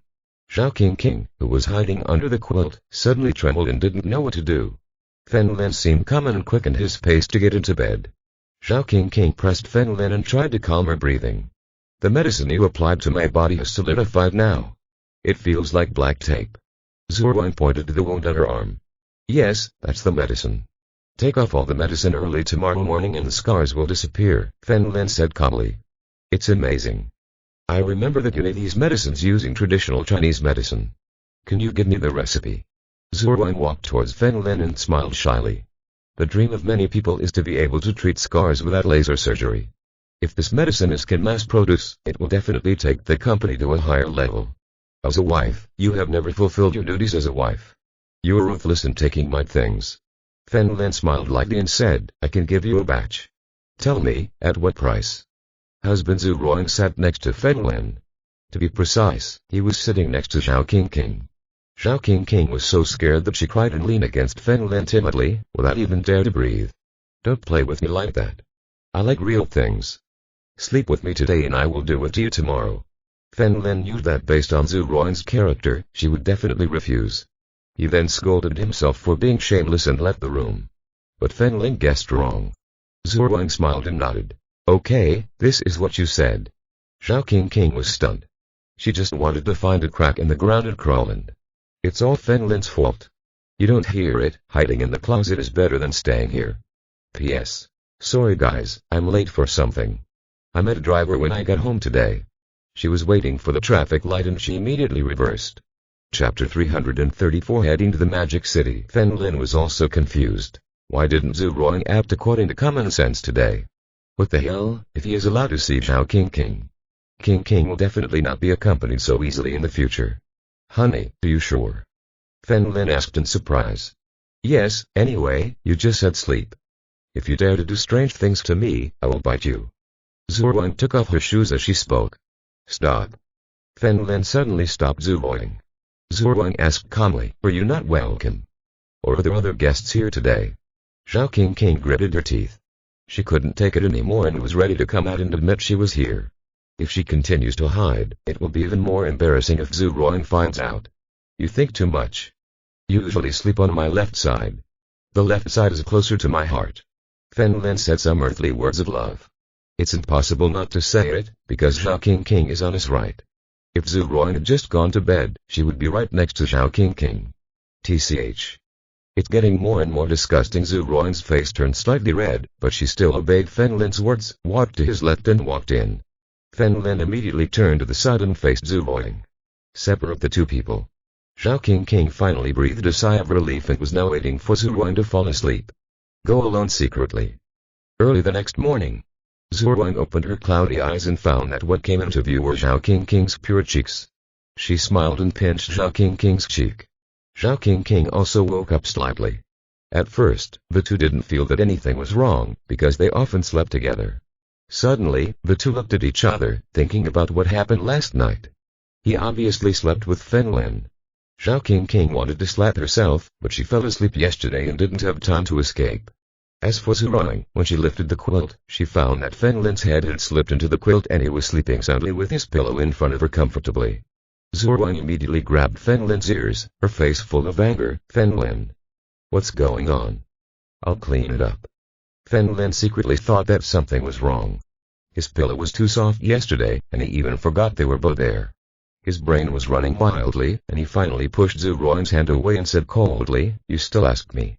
I sleep like a pig's head. What do you mean? What does it have to do with me? Zhu Ruang looked confused. King told me last night that there had been movement in the room, like a mouse. Fen Lin looked at King and continued, I asked King to come and sleep, but King saw you here, so he asked for your opinion. That's nonsense, why didn't I know? Zhu Ruang asked sharply. Then you sleep like a pig's head. I shook you a few times, but you didn't wake up and scolded me, so I asked King to come. Fen Lin turned around and blinked at Zhao King, right. Maybe she was too tired and slept too much. Besides, King is also my wife, what's wrong with her sleeping here? Why are you angry?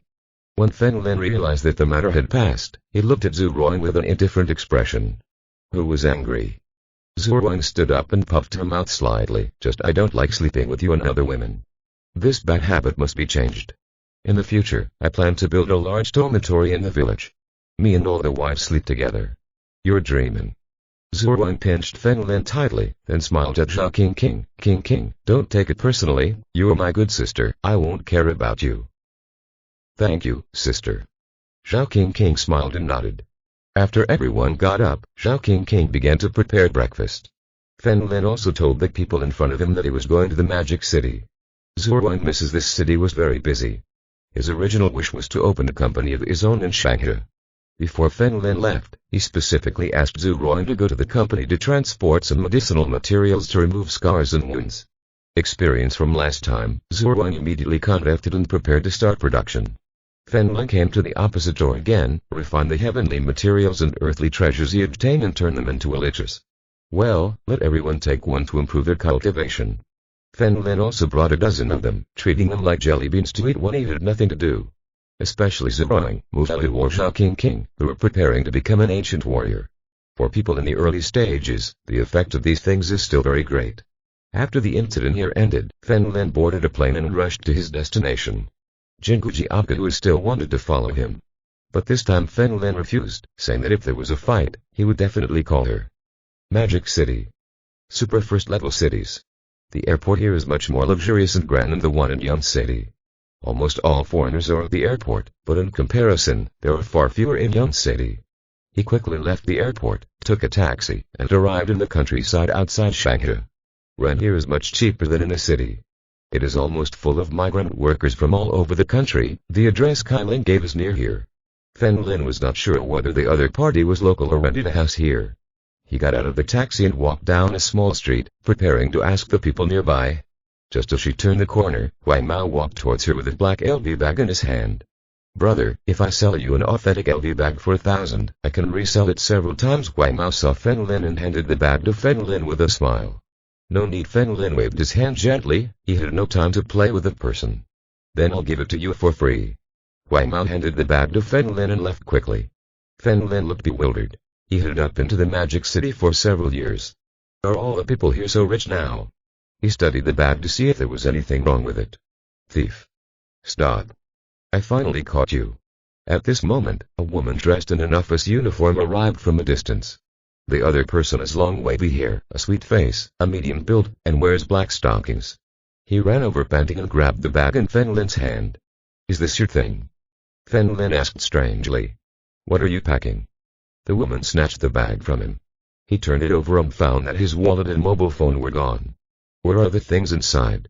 This bag was given to me by Wai Mao just now. Oh. I see, that's all. It turned out that it was Wai Mao who just wanted to use this bag to drag this woman down. Now people don't know where they are going. You guys are in the same group, don't go, I'm going to call the police. Sun Juanru grabbed his arm and didn't let go. Haha, how did you call the police? Do you have a mobile phone? Fen Lin sneered. I didn't expect my love to be so prosperous today that a woman came to my door. I want to have fun. Sun Juanru looked forward. Looking at Fen Lin's face, he was so scared that he took a step back involuntarily. Only then did he realize that he was facing a gangster. Do you know who I am? Try to touch me. Click. Fen Lin slapped her butt, smiled and rubbed his hands. What you ask me to touch is that it is not very elastic. Chapter 335 Little sister, how dare you, help. Someone, help. Sun Juanru was so scared that she ran away and disappeared in the blink of an eye. Fen Lin was a little surprised, he didn't expect to run so fast in high heels. He shook his head slightly and turned to leave. After crossing this road, Fen Lin arrived at the residential area, took out his mobile phone and looked at the specific address. After searching here for a long time, I finally found the corresponding street. Following the house number, Fen Lin arrived at an ordinary family building. As for age, it must be at least 20 or 30 years old. Many roads are collapsed and cracked and no one has repaired them. The address Kai Lin gave was on the first floor. He stood in front of the door and knocked on the peeling green door. Who is it? A woman's voice came from inside. He sounded pretty young. Hello? Fen Lin stood at the peephole in front of the door and said with a smile, I want to ask about someone. The door opened and a woman of about 50 came out. He already has many white hairs on his head, his face is a little sallow, and his skin seems flabby. But judging from her figure and face, she must have been a beauty when she was young. Who are you asking about? The woman asked strangely. Andy, I want to ask about this person. Fen Lin took out the pocket watch, opened the cover, and handed it to the woman in front of him. The woman looked at the photo above and her expression suddenly changed. Who are you? It seems that you have found the right person. I am his son and my name is Fen Lin. Fen Lin looked at the woman and said, probably in February. 10 years ago, she was taken from her home and her whereabouts are still unknown. Are you actually his son? Haha, I really can't imagine what kind of man Yongsu would marry. With that kind of character. The woman endured. She couldn't help but laugh and open the door, coming quickly. My name is Fan Lixi. I am your mother's good friend. Excuse me. Fan Lin followed him. And Kai Ming did not lie to himself. This person I really know is my mother. The decoration of this room is very simple, the sofa has holes and has not been replaced. It seems that the other party is not from a wealthy family. Your name is Fan Lin, right? Sit down quickly. Fan Lixi quickly took Fan Lin a glass of water from the water dispenser. Andy, you're welcome. Fan Lin quickly took the glass of water and sat down on the sofa. I want to know something about my mother. If you said your mother left 20 years ago, then I don't know her whereabouts. Fan Lixi sat opposite Fan Lin, and his thoughts returned to the past. In total, your mother and I have known each other for 30 years, and I am a few years older than her. Fan Lin nodded next to him and finally found a person involved. I still remember when Yongsu said she liked a man, but we never met again. Fan Lixi paused and shook his head slightly. We never contacted her again. After all, 30 years ago, phones were rare items. Not to mention a mobile phone. Hearing this, Fan Lin felt a little disappointed. But I had a very good relationship with Yongsu back then. I know several of her good friends. Maybe those people know something. Fan Lixi suddenly left. Really? Then thank you, and Fan Lin nodded enthusiastically. It's easy. By the way, what are you doing? Fan Lixi asked with a smile. I'm a doctor. Fan Lin thought about any profession. Hello, doctor. It seems that your dad is a good gentleman. Fan Lixi nodded with a smile. It's not that sophisticated, just a doctor from a small place. Fan Lin was talking and suddenly looked out the door. A woman with grayish-white hair entered from outside, around 20 years old. He was wearing ripped jeans, long baggy white sleeves, and a huge skull pattern in front of his body. This woman's face is very beautiful, with a standard oval face and big eyes. But she wears smoky makeup, giving the impression that she is a little girl. She appeared to have been beaten and had blood at the corner of her mouth. The woman walked in, looked at Fan Lin, and headed to her room. Stop. Are you fighting with someone else again? Fan Lixi, who was still smiling, suddenly shouted. I want you to take care of it. Fan the 11th snorted expressionlessly, opened the door of his bedroom and closed it tightly. Fan Lin was a little embarrassed here. He asked, is she my aunt's daughter? Oh, you have your life, I gave birth to such a thing. Fan Lixi shook his head helplessly, forget it, don't talk about her. Fan Lin didn't say much. As an outsider, he was too embarrassed to ask about other people's family affairs. By the way, let's leave our contact information and then I will send you the information about your mother and several good friends. Fan Lixi suddenly took out his mobile phone and said. Okay, Fan Lin nodded. At this time, Fan the 11th in the bedroom opened the door again and walked over. He walked up to Fan Lixi and whispered, give me 1,000 yuan. Why do you need money again? Didn't I give it to you yesterday? Since you don't go to school, you are looking for work. You also know the conditions of our family. Fan Lixi felt his nose hurt a little. Fan Lin was a very qualified doctor. But his daughter is a little gangster. 1,000 yuan, if you have an emergency, consider it as a loan from me, Fan the 11th said calmly. Hey. 1,000 yuan is not a decimal. What do you want to buy? Fan Lixi was a little helpless. Abortion, Fan the 11th said coldly. That. Fan Lixi's eyes almost popped out. He grabbed Fan Shi's arm and cried out through tears. Fan the 11th. Are you crazy? Why am I sorry for you? Are you going to do this to yourself? Is this going to happen? Take revenge on me. Then I will give birth. After Fan the 11th finished speaking, he turned around and walked back to his room. Fan Lin suddenly stood up and grabbed Fan Shi's wrist. What are you doing? Want to die? Let him go. Fan the 11th looked at Fan Lin with cold eyes. I'm a doctor and I wanted to see how many months you have been. After Fan Lin said this, he let go of Fan Shi's wrist and looked at Fan Lixi with a smile. Andy, you are not pregnant. Hearing this, Fan Lixi relaxed. It's true. I'm still very confident in my own medical skills. Fan Lin said with a smile. If you don't believe it, and can take her to who are you? Get out. Fan the 11th pointed at Fan Lin and shouted. Insolent. Fan the 11th, you're becoming more and more shameless. Are you starting to use this excuse to defraud money? Fan Li pointed at Fan the 11th gently, his fingers trembled, and in the end he could only sit on the sofa. helpless to cry. Fang the 11th seemed too embarrassed to stay here, so she left. Andy, don't worry.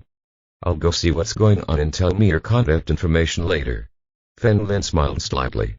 Since she was a friend of her mother, she was not considered a stranger. After Fang the 11th walked a certain distance, he turned around coldly. Why are you following me? Get out of here right now. Believe it or not, I will beat you up. You're the only one who dares to defeat. Will you lift me up? Come on, I will give you a hand. Fen Lin showed a sarcastic smile. Do you really think I dare not hit you? Fang the 11th looked around, grabbed a brick from the corner, and quickly ran towards Fen Lin. Chapter 336. This woman is a bit interesting. Fen Lin carefully observed Fang Shi's movements, which were quite cool and orderly. He should be a good fighter. But what he faced was Fen Lin. Fen Lin approached her, and the moment she waved the brick, he was already at her side. He grabbed the back of her neck with one hand and her shoulder with the other. Brush. Fang the 11th was pinned to the ground by Fen Lin, unable to move. How dare you attack me like this? I will teach you a lesson for your mother today. Fen Lin slapped her butt. You're looking for death. Fang the 11th roared in embarrassment and anger. She struggled hard, but she was like a mayfly shaking a tree, unable to break free at all. Broken. Fen Lin showed no mercy and did not care what the so-called experts said about how to raise children. He believes this type of woman needs a lesson. If Fen Lin's own children dare to do this in the future, he will directly draw the 7 wolves. Ah! You bastard. Fang the 11th felt a burning pain, but there was nothing he could do. Am I the bastard or are you the bastard? If you were really amazing, would you go out and make money on your own, use your pregnancy to deceive your family, and still have the nerve to call other people bastards? Feng slapped Lin. Him out again. Fang Shi's eyes turned red with pain. He said coldly, I'm not lying. It's my good sister who was pregnant. She couldn't afford an abortion. After hearing this, Fen Lin let go of Fang the 11th, so you lied to your mother. Fang the 11th had nothing to say. Where is your friend? I can lend you this money. Fen Lin felt like he had learned a lesson, so he stood up and said. Oh really? Fang Shi's face lit up with joy and he immediately stood up from the ground. Although I have no money, I can still afford 1,000 yuan. Fen Lin said lightly. Okay. I'll take you there now. As soon as Fang the 11th took a step, he felt pain in his buttocks, which seemed to be swollen. He looked coldly at Fen Lin and let him go for the moment. Along the way, Fen Lin learned from Fang the 11th that his good sister was tricked by a scumbag. The two had a very close relationship before, but his sister sent the man a message telling him that she had a son. That man started playing evaporation and blocked all her chat accounts on his mobile phone. Fang the 11th searched for a long time before finding the man. She originally planned to teach the other party a lesson, but was beaten instead. Fen Lin looked at Fang the 11th. This woman was quite loyal. I was a soldier. Fen Lin put his hands in his trouser pockets and said with a smile. Who cares what you do? It's only 1,000 yuan and I'll pay you back in half a month. Fang the 11th looked at Fen Lin. Wow. You don't understand what I mean. I was a soldier and defeated 10 adults with ease. Fen Lin said lightly. I can help you teach the bastard a lesson. Hearing this, Fang the 11th was stunned. He looked at Fen Lin and asked solemnly, can you really reach 10? Yes, I am a special soldier. Fen Lin nodded. Since you said that, there must be conditions. Tell me, what do you want me to do? Fang the 11th looked at Fen Lin suspiciously. In fact, he had already made a rough guess in his mind. These stinky men are all the same and they definitely want me to come with them. Fang the 11th was also struggling in her heart. If Fen Lin really said that, she should agree or not. Wipe off your smoky makeup and dye your gray hair black again. You look like a fool. Fen Lin pointed to Fang Shi's face and said. Fang Shi's eyes widened suddenly. That's it. Fen Lin nodded. Fang the 11th was a little surprised and remembered that he had a great conversation with his mother at home today. Do you know my mother?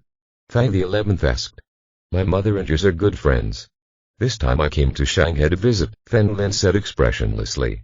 Fang the 11th looked at Fen Lin secretly. No wonder her mother smiled so happily today. Could it be that her mother is planning to marry her off? Thinking of this, Fang the 11th felt a little unnatural. This is it. Fang the 11th carried Fen Lin for about 10 minutes and arrived at a common community. The age is similar to Fang Shi's family. But the other party lives on the 3rd floor. Fang the 11th came to the door, took out the key from his body and opened the door.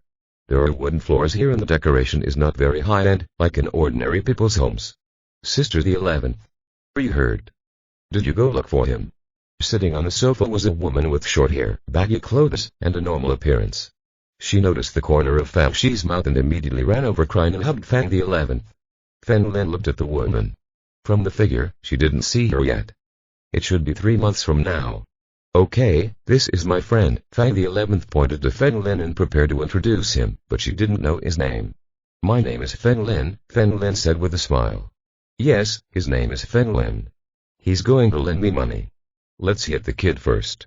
The longer this matter is delayed, the more troublesome it will be. Fang the 11th grabbed the woman's hand and said, Sister the 11th, I will find a way on my own.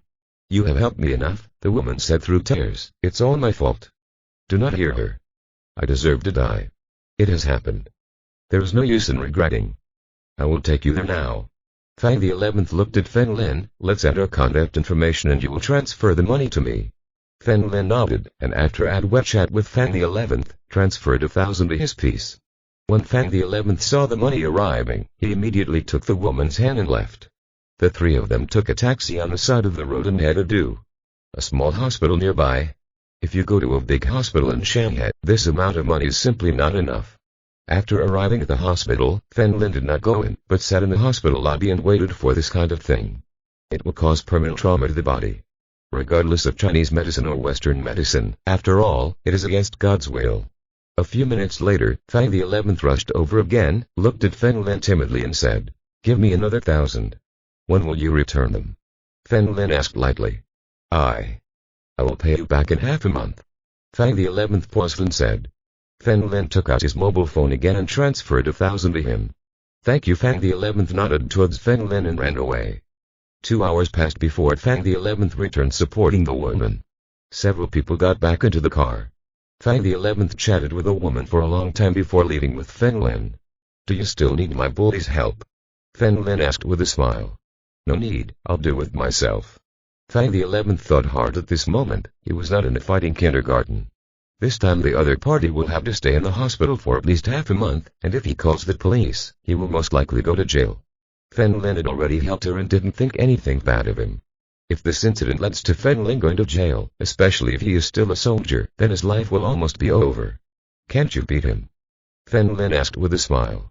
It's getting late, I'm going to secretly take pictures of black bricks. Fang the 11th looked at Fen Lin indifferently. It's none of your business. I will return the 2,000 yuan to you in half a month. With that, he quickly left. Fen Lin smiled bitterly. A woman was interesting, so he followed her secretly. Chapter 337 Let her go and let me do it. The night falls. Fang the 11th hid in an alley outside a small bar. He has half a brick in his hand and he's been here for half an hour. Fen Lin sat on the roof of the building and watched Fang the 11th here. For the sake of his friends, he wouldn't hesitate to go to jail. Fen Lin felt that she was still too naive. Finally, Fang the 11th, who was hiding here, moved, hunched over and looked into the distance with his eyes, like a wild beast waiting for an opportunity. 7 or 8 people came out of the door of the small bar, including men and women. Several men sang loudly and without any image, and walked away. Fang the 11th put half of the bricks in his hand into his pocket. He then lowered his head and followed those people. He continued step by step and finally arrived behind a red-haired man. This man was a little fat and was laughing with a woman in his arms. Suddenly, Fang the 11th took out half a brick and hit the man on the back of the head. Ah! The man screamed in pain. Fang the 11th used bricks to attack the man's shoulders like crazy and simply hit his head. She's not stupid if she beats someone to death. She also has to pay with her life.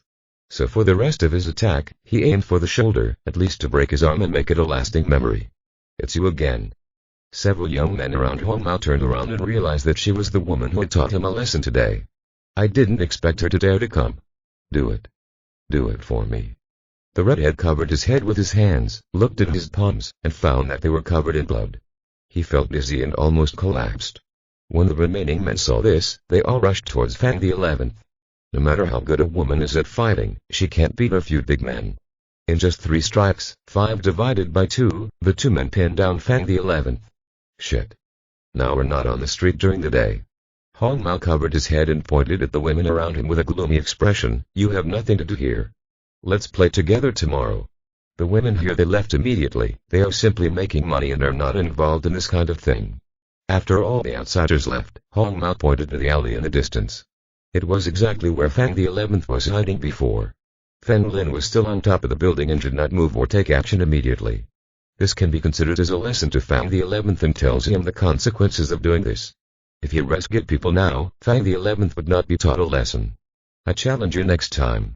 Several people dragged Fang the 11th into this alley. Fang the 11th, if there weren't so many people during the day, do you think you could run away? Hong Mao covered his head and said with a gloomy look, I haven't gone to find you yet, so you came. Li Wolfberry, you, this piece of trash. You deserve to die. You allowed my sister to have your child and you just disappeared. Do you think you are such a man? Fang the 11th roared at him. Haha, you are so ridiculous. I'm not asking you to have a child. Why are you so excited? Do you really think I'm easy to bully? Li Gaoqi approached Fang the 11th. Duh. Fang the 11th spit in Li Gaoqi's face. Li Wolfberry narrowed his eyes into a thin line, stretched out his hand to wipe it away, and then kicked Fang the 11th hard in the stomach. After the kick, he was still angry and Fang Shi's face was slapped violently. Fang Shi's entire face was swollen and the corners of his mouth and gums were covered in blood. Fen Lin still watched with cold eyes from a high place. As long as his life was not in danger, there was no need for him to take action. Fang the 11th, your sister's kung fu was pretty good, but how does it compare to you? Li Wuqi pinched Fang Shi's face with a smile. Fang the 11th scolded him angrily, Li Gaoqi, if you can, kill me, otherwise it will be a dagger next time. Haha, I'm looking forward to it. He looked at the people around him with a smile. Brothers, do you dare to play with me? Dare. I like girls like that. I play with her and she scolds me, which gives me double pleasure. Haha, look carefully, I see that he has a long notepad.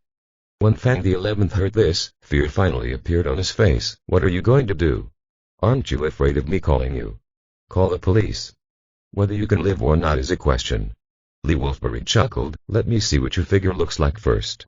He grabbed Fang Shi's loose long sleeves, pulled hard, and tore the clothes apart. Fang Shi's face turned pale with fright and he shouted at the top of his lungs, help! Help! You screamed until your throat was torn and no one came to save you. Li Gaoqi smiled slightly, this is the first time. It is the first time I have met someone like you. Woman, give it to us to play with. Kill me if you can. Fang the 11th shouted, she panicked. Fang the 11th, do you think I have never killed anyone? You're not the first, you know. Li Gaoqi took out his phone, opened a photo, and pointed it at Fang Shi's face. Look what this is. This, you. Fang the 11th finally felt afraid. It turns out that in front of the other person, he was actually just playing house in kindergarten. She thought that these people were just ordinary gangsters. Now you understand why we have such a strong relationship between brothers, right? We all participate in killing people. Li Wolfberry pointed to the people around him. We are all in the same boat. Brother dog, look at this. A woman's body feels pretty good, or should we be locked in my dungeon? Said a man controlling Fang the 11th. I think it's a good idea. It would be a shame to kill after just one attempt. I agree too. Put me in a dungeon and have some fun. You're dreaming. I will not let you succeed even if I die. Fang Zia, you said with tears. How did you die? You won't bite your tongue and commit suicide like on TV, right? If you don't have education, you can't die at all.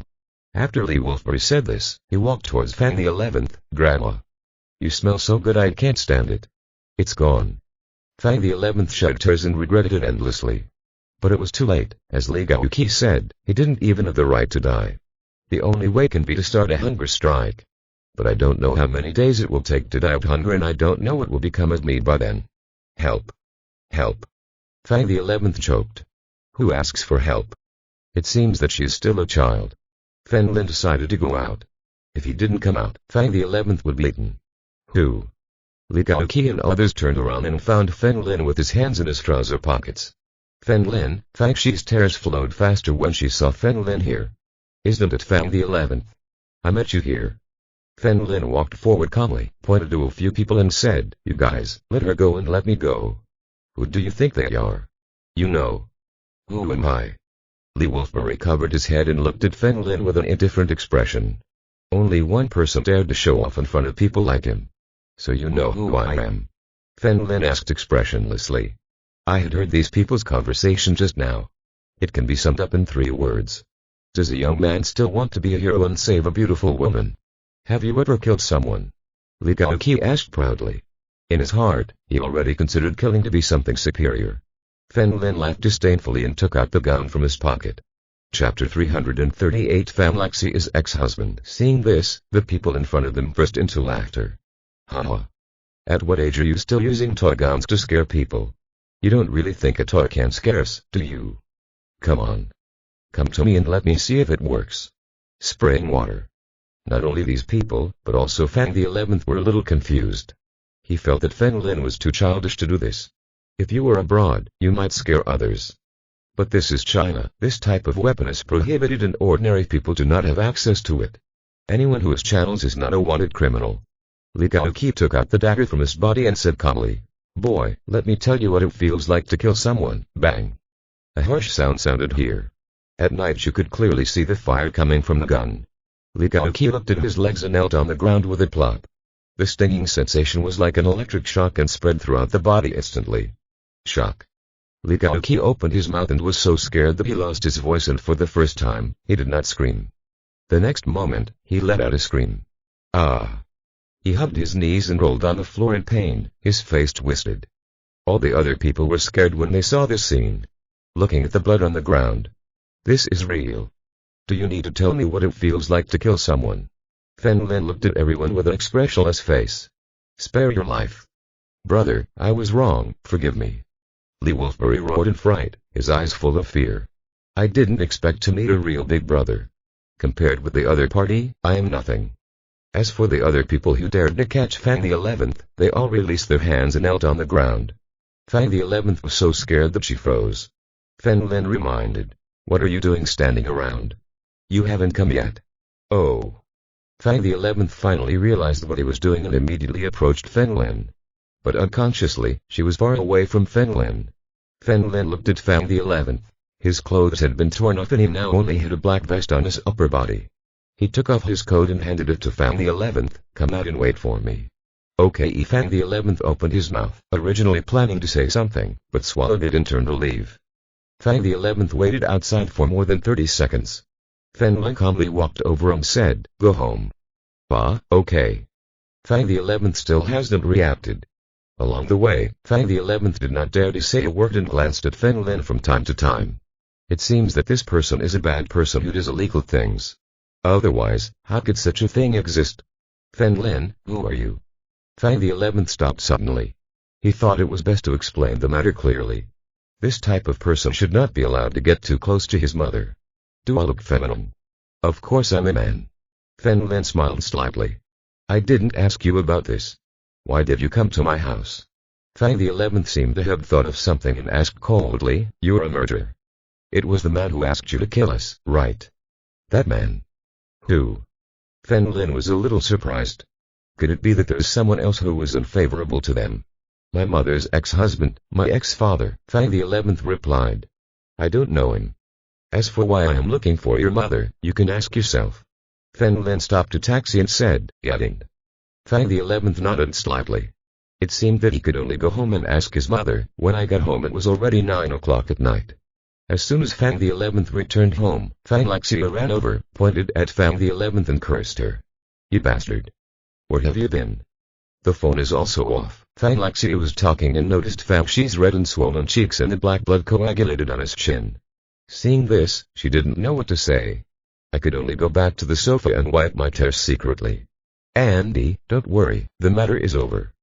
Fen Lin walked in with a smile, put his arm around Fang Shi's shoulders. Now you can tell your mother what happened. Fang the 11th pushed Fen Lin's hand away and she was curious about Fen Lin's purpose in coming here. So, he sat on the sofa and told Fang Lexia what happened this time. Only then did Fang Lexia know what happened and saw Fen Lin's clothes on Fang the 11th. Only then did he realize that it was Fen Lin who saved his daughter. Fen Lin, thank you very much. Fang Lexia patted Lexia on the shoulder. Why are you standing there? Why don't you quickly return my clothes? I have it. Fang the 11th took off Fen Lin's coat and looked at him. Xiang Fang Lexia said, Mom, why did Fen Lin come to see you? Fang Lexia looked at Fen Lin. Fen Lin nodded towards her, meaning it could be said. Fen Lin's mother and I are good friends. Fen Lin's mother disappeared. She came to ask me if I had seen her mother. Fang Lexia looked at her daughter. Why do you ask this? He said before that he was afraid. I am a murderer. I am here to deal with you. Feng Lin smiled and said, Andy, if you have any problems, you can tell me. Fang the 11th glanced at Feng Lin secretly and went to the bathroom. Turned out to be the reason. This calms her down. It seems that Feng Lin is just a simple criminal. No problem. If the only problem is that she is my daughter, Fang Lexi sighed helplessly, maybe my education was wrong. I desperately wanted her to become a talented person, but it had the opposite effect. I felt it at first, but when she saw Feng in front of her, Lin, she understood a little. I remember Yongzu's character, like a naughty child. Among her few good friends, Fang Lexi acted as the older sister and had to take care of her from time to time. They say that at 3 years old you look older and at 7 years old you look older. Yongzu can teach her son like Feng Lin, which shows that he has a way. Children always have rebellious mentality. It's really not good to be too strict, Feng Lin laughed a few times. Kid. You're not much older than me. Fang the 11th walked out of the bathroom. The smoky makeup on her face has disappeared and she now looks much more comfortable. But because his cheeks were swollen, he now looks like a little squirrel, which is really cute. Feng Lin, I'm sorry. I called you before, but they don't know your mother's whereabouts. Fang Lexi thought of Feng Lin and said apologetically. Oh really? Feng Lin's smile faded, and then he shook his head. It's been 20 years and I don't have much hope anyway. After that, he got up and prepared to leave. Feng Lin. There is another person I haven't asked. I will ask you tomorrow. Fang Lexi seemed to have made a difficult decision and said in a deep voice. Can't you make a phone call? Why do you need Aunt to go there in person? Feng Lin asked puzzled. This person is a bit special. He is my ex-husband, Fang Lexi exhaled and said. Fang Shi's face next to her also seemed a little abnormal. I'm sorry, and... Feng Lin nodded, paused and said, I also want to ask someone, do you know Lin? Lin? I don't know. Fang Lexi shook his head, maybe my ex. The husband knows, wait. When we meet tomorrow, I will ask him. Feng Lin was completely surprised at who Fang Lexi's ex-husband was. If you are listening to this novel on a channel other than Mundo Fanfic Novellas, we cordially invite you to visit our channel. There you will find the original version of this story and you can explore many other novels of various genres. We are waiting for you to immerse yourself in a world of incredible novels. Chapter 339 worth 2,000 yuan. Feng Lin, it's getting late. You can rest here today and we'll go together tomorrow, Fang Lexi said with a smile. Mom, our house only has 2 bedrooms, Fang the 11th reminded. You sleep with me today and let Feng Lin sleep in your room. Fang Lexi hid his current mood with a smile. She would go to her ex-husband tomorrow, not knowing what would happen. I won't let him sleep in my room. Fang the 11th crossed his arms and said calmly. Feng Lin just saved you, do you understand how I can repay my kindness? Fang Lexi frowned. Andy, I can sleep on the sofa, Feng Lin said. Sleep in my room. Although the person in front of him was a prisoner, he was saved anyway. And he kept his promise and taught that bastard a painful lesson. Fang the 11th also felt that he had gone too far just now. No, I'll just sleep on the sofa. Don't be polite to me, Feng Lin said and lay down on the sofa. By the way, Feng Lin, I was talking to you and I forgot to eat. Fang Lexi immediately went to the kitchen and heated up the food. After Feng Lin and the two had eaten, they lay down on the sofa to rest. Fang Lexi brought a quilt to Feng Lin and went back to rest. She needs to think carefully about what she will say tomorrow to avoid being ridiculed by others. Early the next morning, Feng Lin opened his eyes and looked at Fang the 11th, who tiptoed out of the bedroom. Fang the 11th found Feng Lin looking at her, walked over and asked, Feng Lin, are you a wanted criminal? Feng Lin rubbed her eyes and looked at the clock on the wall. It was only 5:30 in the morning. No. Feng Lin yawned and shook his head. You're lying. So why do you have guns? Fang the 11th stayed up all night just because of this matter. She was afraid that Feng Lin was a bad person and might secretly trick her at night. A man gave it to me, Feng Lin turned sideways and said angrily. Fang the 11th asked, do you think I believe it? Then let me ask you, what did you do to those people yesterday? Let them go, Feng Lin replied casually. You're talking nonsense. If you let them go, they will definitely call the police and you may arrest them now, Fang the 11th said, have you eradicated the roots? Feng Lin was surprised when he heard this. Frown, this girl is quite smart. That's right, I got rid of the root. Feng Lin turned around, looked at Fang the 11th in front of him and said. Fang the 11th was so scared that she couldn't help but take a step back. I guessed it. He immediately took Feng Lin's arm and said, get up. What's wrong? Feng asked with a smile. Of course we have to get rid of the body. Sooner or later you will be found out. Fang the 11th picked up the quilt and threw it on another sofa, dragging Fen Lin with it in a panic. Don't worry, I've already asked someone to take care of it. I'm sure no one will know, Fen Lin said with a smile. You don't need anyone to remind you of these kinds of things. Fang Shi's eyes flashed, and it was exactly what he thought. Judging from Fen Lin's behavior, he is not a fool. How could he be so calm even after killing someone? So and Fen Lin must be the kind of super powerful gangster leader, the head of an underground organization. Like the bar owner she knew, he had many subordinates who were not afraid of death. Fen Lin, I want to ask you something. As long as you promise me, I will be your woman. Fang the 11th squatted in front of Fen Lin's sofa. He didn't have a shy expression on his face. But it was very solemn. What do you mean? In order not to pay me, do you really want to be my woman? Fen Lin couldn't help but laugh. Do you think I'm worth only 2,000 yuan? Fang the 11th pursed her lips slightly. As long as you promise me one thing, I will be your woman. Let's talk about it first, Fen Lin said with a smile. I need to weigh it. Let's talk about the pros and cons. My mother's ex-husband has a big family and a big business. If my mother goes there, her current wife will definitely ridicule her. After Fang the 11th said this, he looked at Fen Lin. I want you to pretend to be my boyfriend. When I go this time, the pomp will be greater. At least my mother won't be bullied.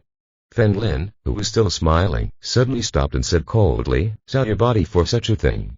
Sorry, I find random dirty women because of misophobia. Fuck you. Fang the 11th raised his fist and was about to hit Fen Lin and stopped when he remembered that his mother was still sleeping. When was as a child, she was often bullied and felt inferior. All her classmates have parents, but she doesn't. To protect herself, she dressed up as a hedgehog. She doesn't like ordinary men at all. When her sister fell in love with Lee Wolfberry, she wasn't there. Okay. But her sister made a big mistake by not listening to her. I don't have a boyfriend yet. Fang the 11th lowered her voice and looked at Fen Lin. Really? Fen Lin looked at her. Queer. In fact, there are many gangsters who confess their love to me, but I told them that I want to marry a rich man. I must say that Fang Shi's method is very good. The punk has no money. As for the rich who look down on girls like her, that's why she has been protecting herself from the harassment of men. But Fen Lin is obviously the boss from an underground organization. How can it be so easy to ask him for help? That's why this was the last resort. Because he felt that the only precious thing he had was this. At that time, Fang Lexi opened the door. Came out and asked. It's nothing. I went to the bathroom just now and saw Fen Lin awake, so I just chatted a few words. Fang the 11th looked at Fen Lin and said calmly. After that, he entered the room and sent Fen Lin a message on WeChat. Andy, we were chatting casually. It's still early, let's go rest first, Fen Lin said with a smile. Okay, I thought you two were fighting just now. Fang Lexi returned to the room and closed the door. Fen Lin was also lying on a sofa, looking at the messages on his phone. What do you think? Do you agree? Fen Lin replied, being my woman, does that mean you're a lover? I have a wife. Fang the 11th immediately responded with a banned emoticon, followed by a paragraph, I don't have a son like you. But then, she immediately retreated and replied, let me think about it. Fen Lin shook. We can't let Aunt Fang go somewhere else to suffer for her own sake. A few minutes later, Fang the 11th replied again, I'll stay with you for one night. Fen Lin immediately wrote, what kind of pomp do you want? Fang the 11th, a luxury car. And some bodyguards. Fen Lin saw this, couldn't help but laugh out loud and replied with 2 words. Silly girl. Fang the 11th sent the emoticon again, but this time he didn't take it back. Then he left the bedroom, took Fen Lin with both hands and took him to the bedroom. Fen Lin looked around, a little surprised. She is obviously a little girl, but her room is very clean and tidy. Fang the 11th closed the door and asked coldly, why me? Scold. Because you're stupid. Fortunately, you met me. If you had met someone else, your body would have been deceived, Fen Lin said with a deadpan expression. Face. Rent a sports car and find some extras. I can spend $2,000 and they told me you're not worth $2,000. Chapter 340. This guy is really good at pretending. Fang the 11th really didn't expect this and his face became a little hot. Okay, then I'll lend you 2,000 yuan. Fang the 11th extended his hand to Fen Lin again. Won't you sleep with me? Fen Lin asked with a smile. Get out. Fang the 11th pushed Fen Lin away angrily and lay down on the bed. His face was facing the wall and his back was facing Fen Lin. Fen Lin turned around and found that this girl, Fang the 11th, was actually curvy. He smiled slightly and said, "Leave it to me." "Thank you." Fang the 11th did not look back and only responded in a low voice. At 8 o'clock. While Fan Laxi was cooking, Fen Lin found a contact on his phone and dialed the other party's number. The city's economy is world famous. Hidden families from all over the country are businessmen supported by large sets of branches here. But it is complicated. So when he was still in the night of death, Fen Lin did a lot of tasks here. Get to know several business groups supported by hidden families. "Hello, are you and Mr. Fen Lin?" The voice of a middle-aged man came from the other side, his voice trembling. This person's name is Lin Feng, and it is a group supported by large forces. Fen Lin has a good relationship with this great force. Lin Feng is the spokesperson of a major force, so he is naturally very respectful to Fen Lin. "It's me, I'm in Shanghai right now." Fen Lin came out with his cell phone. Their house was on the first floor and Fen Lin was standing in this community, calling out to the other party. "Yes sir, you are come in, why didn't you tell me in advance?" Lin Feng asked excitedly. "Well sir, I will pick you up in person. Don't bother me. I have some things. What to do here, I'll go visit him in person when I'm done." Fen Lin paused and continued, "I am looking for you this time because I want your help." "Sir, please tell me." "It's my honor to serve you," Lin Feng said with a smile. "Get me a Rolls Royce and some bodyguards." "I will use it for a day," said Fen Lin. "Sir, you are very kind. I will give it to you directly." Lin Feng knew some of Fen Lin's actions because of the big forces behind him. He is a master of the country's secret army. Just 10 million is nothing. "No, I will use it for a day and send it to you." The direction Fen Lin rejected the other party's kindness. For her, this kind of car is not as reliable as Wuling Hongwen. "Okay, where are you sir? I will send it to you immediately." Lin Feng also knew that such a big man would never lack material things. What they lack is a rare treasure. Like the treasures of heaven and earth. You don't have to come in person. When I give you the car, I'll come see you. After Fen Lin finished speaking, he hung up the phone and sent the location of the community to the other party. "It's time to eat." Fang the 11th opened the door and called Fen Lin. Fen Lin followed him and walked in. After breakfast, Fang Laxi washed the dishes and went to the room to put on a normal black dress. Her hair is also slightly tidy. But the half-white hair and skin on her face indicated that she was about to enter an aging age. "Andy, you've worked too hard this time. If you take some time, I will give you medicine to recover your body." Fen Lin noticed that Fang Laxi had been looking at himself in the mirror and said with a smile, "Okay, I will listen to the doctor." Fang Laxi smiled and nodded. Fang the 11th potted next to him. Fen Lin was not a doctor. A few people dressed up and left the house together. I happened to see a woman outside who was about 50 years old pushing an electric scooter. He is a little fat and has hair. "Old Fang, where are you going?" The woman in front of him smiled and waved. "Are you going to buy something, Sister Wang? Are you going to work?" Fang Laxi responded with a smile. "Yes." Sister Wang suddenly looked at Fen Lin and said with a smile, "This should be Fang Shi's boyfriend, right? He looks so handsome." "Andy, we are just ordinary friends," Fang the 11th explained from the side. "Sooner or later it will change. You're not young anymore. It's really time to date." Sister Wang smiled and said, "Speaking of which, my daughter also has a boyfriend."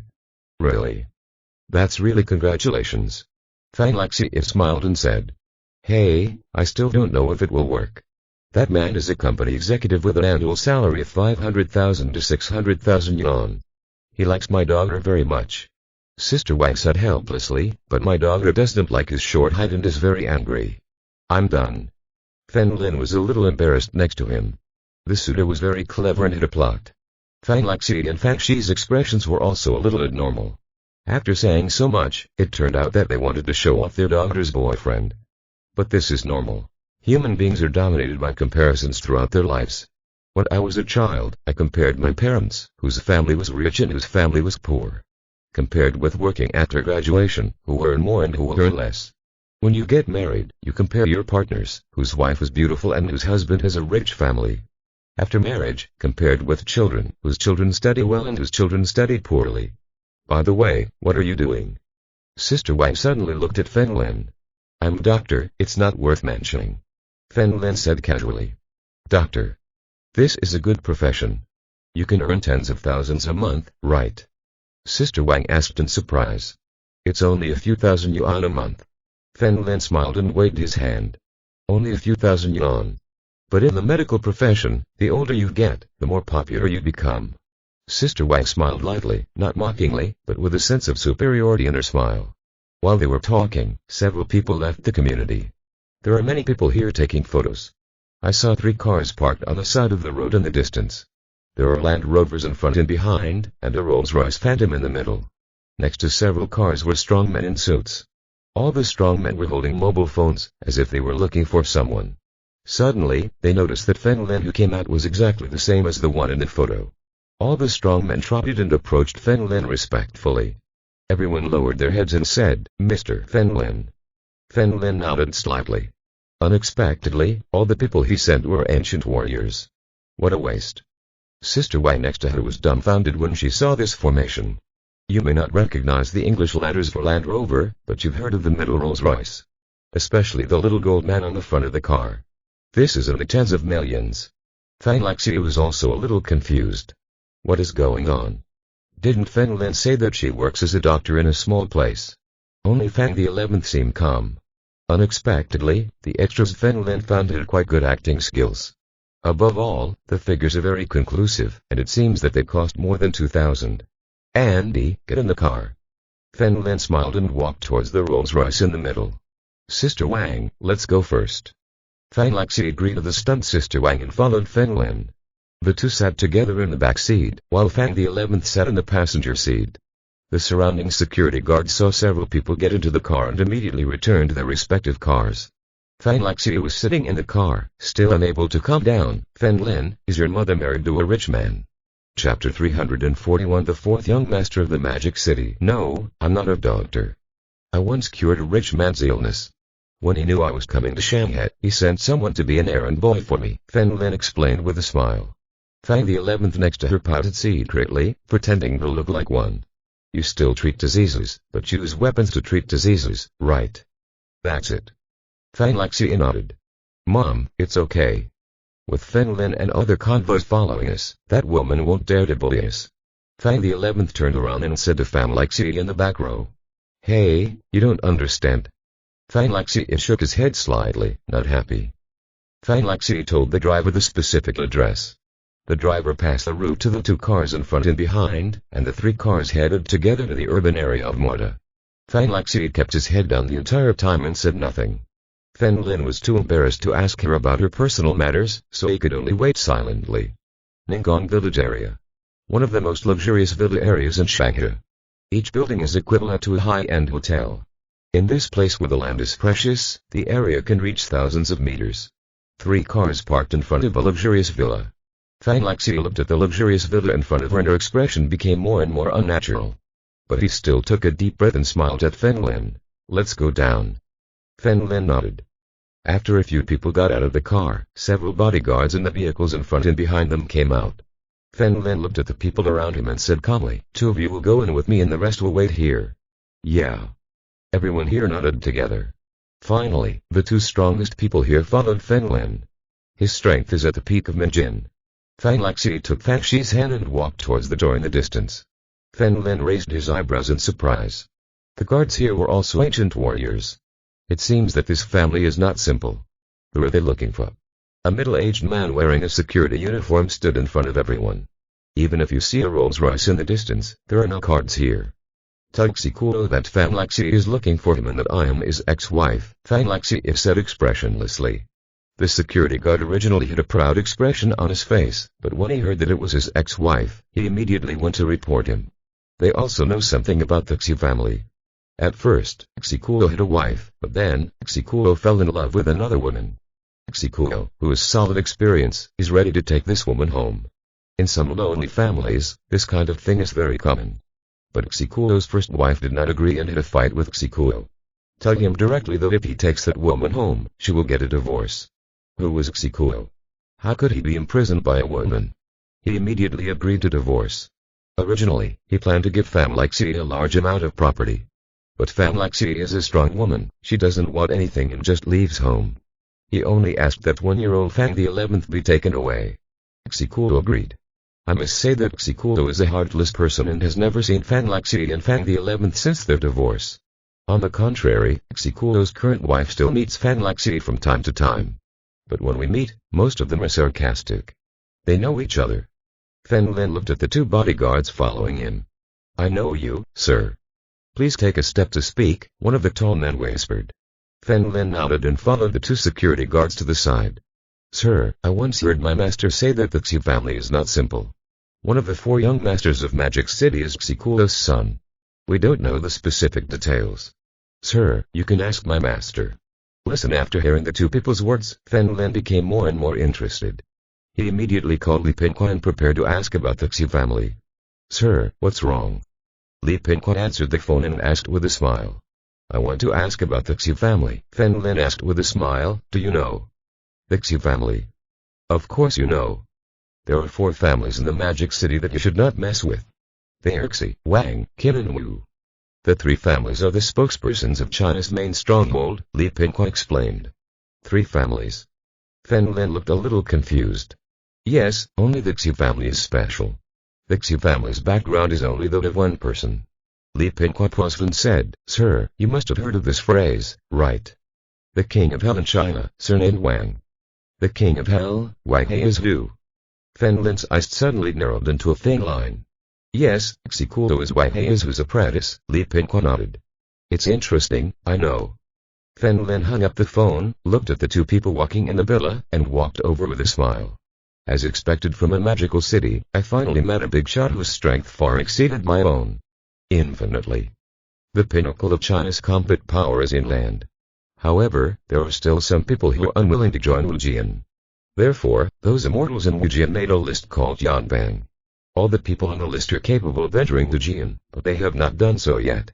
As soon as you enter Wujian, your name will disappear from the list. King of Hell, he drew. Fan Lin remembered this name, 3rd on the heavenly list. This means that, except for those old immortals in Wujian, Wang He is ranks almost 3rd in strength in the land of China. Hey, isn't this Sister Feng? We haven't seen each other for a few years, why have we aged like this? A beautiful woman approached with a slight smile. The woman was probably in her 40s, but she took very good care of herself. Also dyed brown hair. This person's name is Lin Feng and she is Xikuo's current wife. Next to the woman was a tall man. She is in her 20s, wears a designer suit, and has her long hair and pigtails. This person is none other than Xixing, one of the rumored 4 young masters of Demon City. Where is Xikuo? Fan Lexi's face seemed a little cruel. You think my husband is as free as you, so of course he is busy. Lin Feng said with a smile, then looked at Fang the 11th next to Fan Lexi and couldn't help but stare. Have you become a little girl? What do you mean? Fang the 11th asked coldly. I mean, it's a good thing your mother is divorced, otherwise the Xi family would have a prodigal son like you, who would slander the Xi family all day long. As Lin Feng spoke, he took Xixing's arm and said, Look at my son, what does success mean? A person's son. Where's Xikuo? I want to see it. Fan Lexi entered the villa. Stop her. A bastard wants to break into my Xi house. Lin Feng suppressed his smile and asked, What? Can't you live a hard life anymore? Do you want to get back together? Who wants to get back together? I just came to ask you a question. Something. Fan Lexi said expressionlessly. Me. Rolls-Royce. Land Rover. And there are bodyguards. Lin Feng suddenly looked at the 3 cars in the distance and left.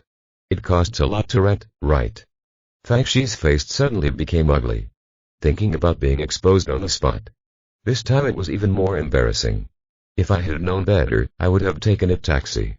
Chapter 342 Whereabouts you, why did you say it was rented?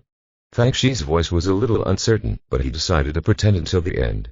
It would be a shame if they found out. That's right, how did you know it was rented? Fan Lin walked over with a smile, stood next to Fang the 11th and put his arm around her shoulders. Who are you? Lin Feng raised his eyebrows and looked at Fan Lin in front of him. I'm a good friend of Fang the 11th. I found these cars, Fan Lin said with a slight smile. You.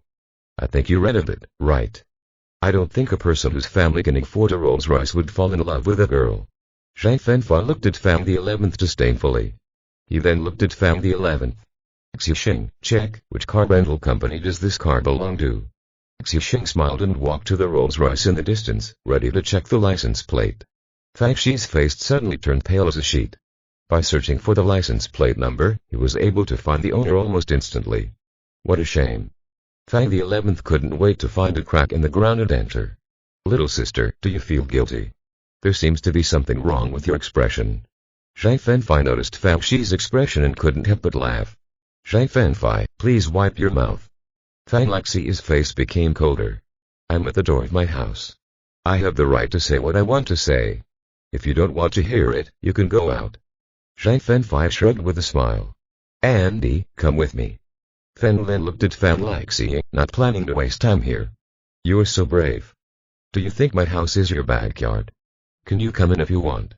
Zhang Fenfei looked at Fen Lin lightly. Mom, we found it. At this moment, Xi Sheng walked over with a serious expression on his face. Fang Xi didn't react at all because he believed Fen Lin's words. But Fang the 11th couldn't help but lean into Fen Lin's arms and felt her face burning. It was as if he had been slapped several times. You found it so quickly, tell me. Which car rental company is it from? Zhang Fenfei asked with a smile. It's Guangming Group, Li Pingquan's car, Xi Sheng replied. What? Li Pingquan? Zhang Fenfei's expression changed. This person is not simple. He also has the support of a large family hidden behind him. But relatively speaking, it is relatively low-key. But he's definitely not someone to be trifled with. Mr. Fen Lin is my master's guest. Please inform Mr. Xi. The bodyguard who was behind Fen Lin stepped on the ground. A footprint appeared on the paved road beneath my feet. Zhang Fenfei and Xi Sheng looked at each other and looked at Fen Lin. Could it be that this person is a descendant of the big family behind Li Pingquan? As for Fang the 11th, she was stunned when she looked at the footprints on the road. Aren't these people riding? But are they superhuman? A foot left a mark on the road. Go and report. Zhang Fenfei looked at the security guard. She only has one opinion about Fang Xi, but that doesn't mean she doesn't understand the overall situation. Okay. The security guard immediately reported again. Mom, my friend is here, let's go first. Xi Sheng looked at the approaching red Ferrari and left with a smile. Fen Lin also smiled. This man was not simple. Fang Xi looked at Fen Lin in disbelief. Which bigwig had he treated? This made Zhang Fenfei very afraid. Fang the 11th lowered her head, remembering her conversation with Fen Lin this morning. Fen Lin didn't rent a car, but actually found cars for him. So do you want to accompany him? Not long after, a security guard who came from afar ran over, lowered his head and said, the owner of the house is inviting me. You don't have to follow me. Fen Lin turned around with a smile and looked at the two bodyguards next to him. Yeah. The two men nodded respectfully. Finally, Fen Lin and the other three followed the security guard and headed inside the villa. Zhang Fenfei followed closely behind them. On the grass in the distance is a tall man with a Chinese character's face. He was wearing a white shirt and had stubble on his chin. There are many wrinkles on the face. Fen Lin nodded secretly. He was indeed the disciple of the King of Hell, but he was unable to detect the opponent's strength. Everyone stopped and Fang Xi looked at the man in front of her expressionlessly. Fang the 11th was not very familiar with the person in front of her. I never uttered a word. At first, she didn't even know that her father was a rich man. It wasn't until Zhang Fenfei found her mother and mocked her for not knowing how to appreciate others that she realized that her mother's ex-husband was a big shot. Xi Kuo stood up and looked at Fang Xi indifferently. What's wrong? Fen Lin, asked Fang Xi. Just looked at Xi Kuo coldly and did not speak to him. Fen Lin smiled and took out the pocket watch from his body, opened the cover and revealed that photo inside. He walked to Xi Kuo and handed him the pocket watch. Ask about a person. Xi Kuo took the pocket watch and when he saw the photo, his face suddenly froze. Little Uncle Master. Master Uncle. Fen Lin was extremely surprised and seemed to have found some clues. She is my mother. She was taken away 20 years ago. Are you his son? Xi Kuo observed Fen Lin carefully, and there was indeed some similarity. Yes, do you know his whereabouts? Fen Lin took the pocket watch and handed it to him. Fenfei, entertain mother and daughter. After Xi Kuo said to his wife, he looked at Fen Lin. Let's talk inside. Distance. It seems like he really knows something. After the two arrived at the villa, Xi Kuo motioned for Fen Lin to sit down and he also sat down on a single sofa. Hu Yong's who was my younger uncle, that is, my master's younger sister, Xi Kuo explained. Fen Lin touched his chin. Is his mother the younger sister of the King of Hell? She ran away from home almost 20 years ago. I want to know if he has contacted you. Fen Lin asked. No. Xi Kuo shook his head. According to his story, Fen Lin learned that when he was in his 20s, he learned skills from a master in the mountains. Just then I found out that he also had a teenage uncle. There used to be a small village at the foot of the mountain, and Fan Laxi was a local villager in comparison. Hu Yongzu has a better relationship with Fan Laxi. About 30 years ago, Hu Yongzu had only 17 or 18 years old. She told everyone that she was in love and would leave the mountain. Xikuo studied there for several more years and finally joined Fan Laxi and left with her. When Fen Lin heard this, he suddenly asked, "Do you know Kai Lin?" "Of course I do. Kai Lin is my younger sister. It was my younger uncle who brought her back. I was only 4 or 5 years old at that time," Xikuo explained. Path. Fen Lin became more and more scared. "Did your mother return with Kai Lin in her arms?" "But Kai Lin was only 6 or 7 years old when I left my teacher and I haven't seen her since," Xikuo said next to him. "It seems that if you want to know my mother's whereabouts, you can only ask your teacher." Fen Lin said solemnly, "Can you call your teacher?" "Of course, it's my uncle's business after all. But I'm not sure if the teacher will answer the call." Xikuo dialed a number and walked to the window. Suddenly, he looked at Fen Lin again and asked, "What's your name?" "My name is Fen Lin." As soon as Fen Lin finished speaking, his eyes suddenly narrowed into a thin line. He heard the voice on the phone. An old man opposite said, "If this person's surname is Fen, then kill him." Chapter 343. If you do it again, you will die. Fen Lin stood up from the sofa and looked at the man in front of him calmly. "Then your surname is Feng. My master specifically told me that if anyone named Feng asks about my younger uncle, he will be killed. So you can die." Buzz. Cell phone in his pants pocket appeared in Fen Lin's hand. "Master." Xikuo frowned and found that his burst of secret energy was unable to harm Fen Lin at all. His eyes suddenly flashed with orange light, and his terrifying aura shattered the marble floor under his feet into pieces. In the blink of an eye, the entire villa began to shake, especially the huge chandelier at the top of the villa, which was swaying back and forth. Xikuo hit it with a punch. Hand grabbed Xikuo's fist and easily blocked his attack. "Impossible." Xikuo was horrified. His attack was blocked by a child. "Can you stop now?" He looked coldly. "You really wanted to kill me just now. If you dare to attack me again, you will die." Xikuo's expression changed drastically and he stood still in place. The strength of the person in front of him definitely surpassed him. Fen Lin dialed the number again and the other old man said answered the call again. He asked, "Is it resolved? If you want to kill me, at least let me die knowing that I just came to see my mother. Why should the senior treat me like this?" Fen Lin said on the mobile phone. "Looking for Mom." Wang Hei's old voice came. "Yes, Hu Yongzu was my mother. They took her away 20 years ago. My father and I have been looking for her for almost 20 years, Fen Lin said into the mobile phone. "Do you think I will believe your lies? If you're a man, wait for me to come and I will have a good chat with you." Wang Hei's voice was cold and chilling. "I'm still planning to go find Senior. If Senior comes here in person, there's no need for me to come find you," Fen Lin said with a smile. "You're at Xikuo's house, right? I'll leave immediately." After Wang Hei's finished speaking, he hung up the phone. Fen Lin threw the phone to Xikuo, who sat back on the sofa, crossing his legs and thinking. What exactly is going on? Increasingly confused. I know what my teacher is like. If he says he wants to kill you, he will have no mercy. Xikuo looked at Fen Lin. "If you can trust me, I plan to put Fan Laxi and Fang the 11th under home arrest at my house first. You have to do it." "What?" Fen Lin asked calmly. "Of course we can't let you get too close to them. If the teacher knows, he can implicate them," Xikuo said calmly. "Do you know that your wife often bullies your family?" Fen Lin asked. "What? Is there such a thing?" Xikuo was completely surprised. "So I won't let them stay here. Your master is here to kill me. If he dares to harm the lives of innocent people, I will let this fake king of hell go to the real king of hell." After Fen Lin said that, he turned and left. After going out, Fen Lin saw Fan Laxi and Fang the 11th in the distance, sitting on a stone bench and looking at their mobile phones. As for Fang Fanfei, he is no longer here. "Fen Lin, how are you doing?" Upon discovering Fen Lin's return, Fan Laxi hurriedly stood up and asked. "Not bad.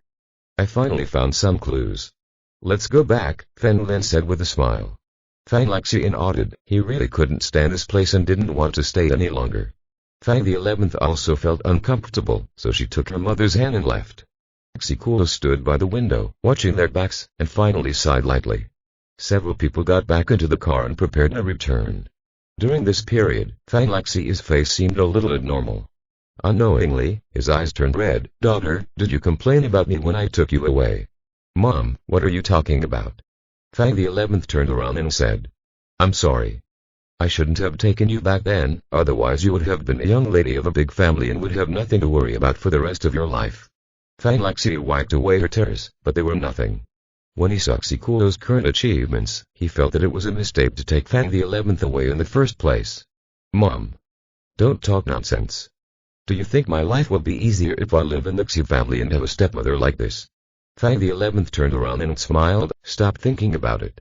I will find a good job in the future and work hard to earn money." Okay. Fang Lexi wiped away her tears and nodded heavily. Back at the Fang Lexi's house, Fen Lin had a brief chat with him and prepared to leave. Li Pingqua lent him several luxury cars and wanted to come over and thank them. Fang Lexi also felt that he had to go there. It really needs to be maintained. Fen Lin sat back in the Rolls Royce, and under the leadership of these people, he arrived at the suburbs outside the Magic City. There is a huge property here. If it were an urban area, there would be no private place. So big. Outside the gate of the mansion, Li Pingqua was waiting outside. When he saw Fen Lin get out of the car, he went to greet him personally. "Mr. Fen Lin, I haven't seen you for several years." Li Pingqua took the initiative to extend his hand. He is an elegant middle-aged man who wears gold-rimmed glasses, feels like a master, and has a very elegant temperament. In fact, it's been several years. Fen Lin shook his hand and they entered the mansion together. As soon as the two reached the stone bench on the lawn, a man approached from a distance with a briefcase in his hand. "Sir, it's time to go to the party at the Nippo Hotel." This person was Li Pingqua's assistant. "I won't go. I have distinguished guests here today." Li Pingqua looked at Fen Lin with a smile. "Don't interfere with the party because of me. I will be here these days." Fen Lin looked at the time. It was 10:30 in the morning. "Otherwise, I will come at night." "Sir, if you don't mind, come with me. Let's go together." Li Pingqua smiled. "What kind of party?" "A foreign businessman who was one of the top 300 inches the world will actually just join in the fun." After listening to Li Pingqua's explanation, Fen Lin was ready to go shopping. Anyway, it was fine for now. Finally, Fen Lin and Li Pingqua drove their Rolls Royce to their destination. Nibble Bar's underground garage. Almost all of them were luxury cars. To Li Pingqua and took the elevator to the top floor. After the elevator door opened, there was a bustling sound.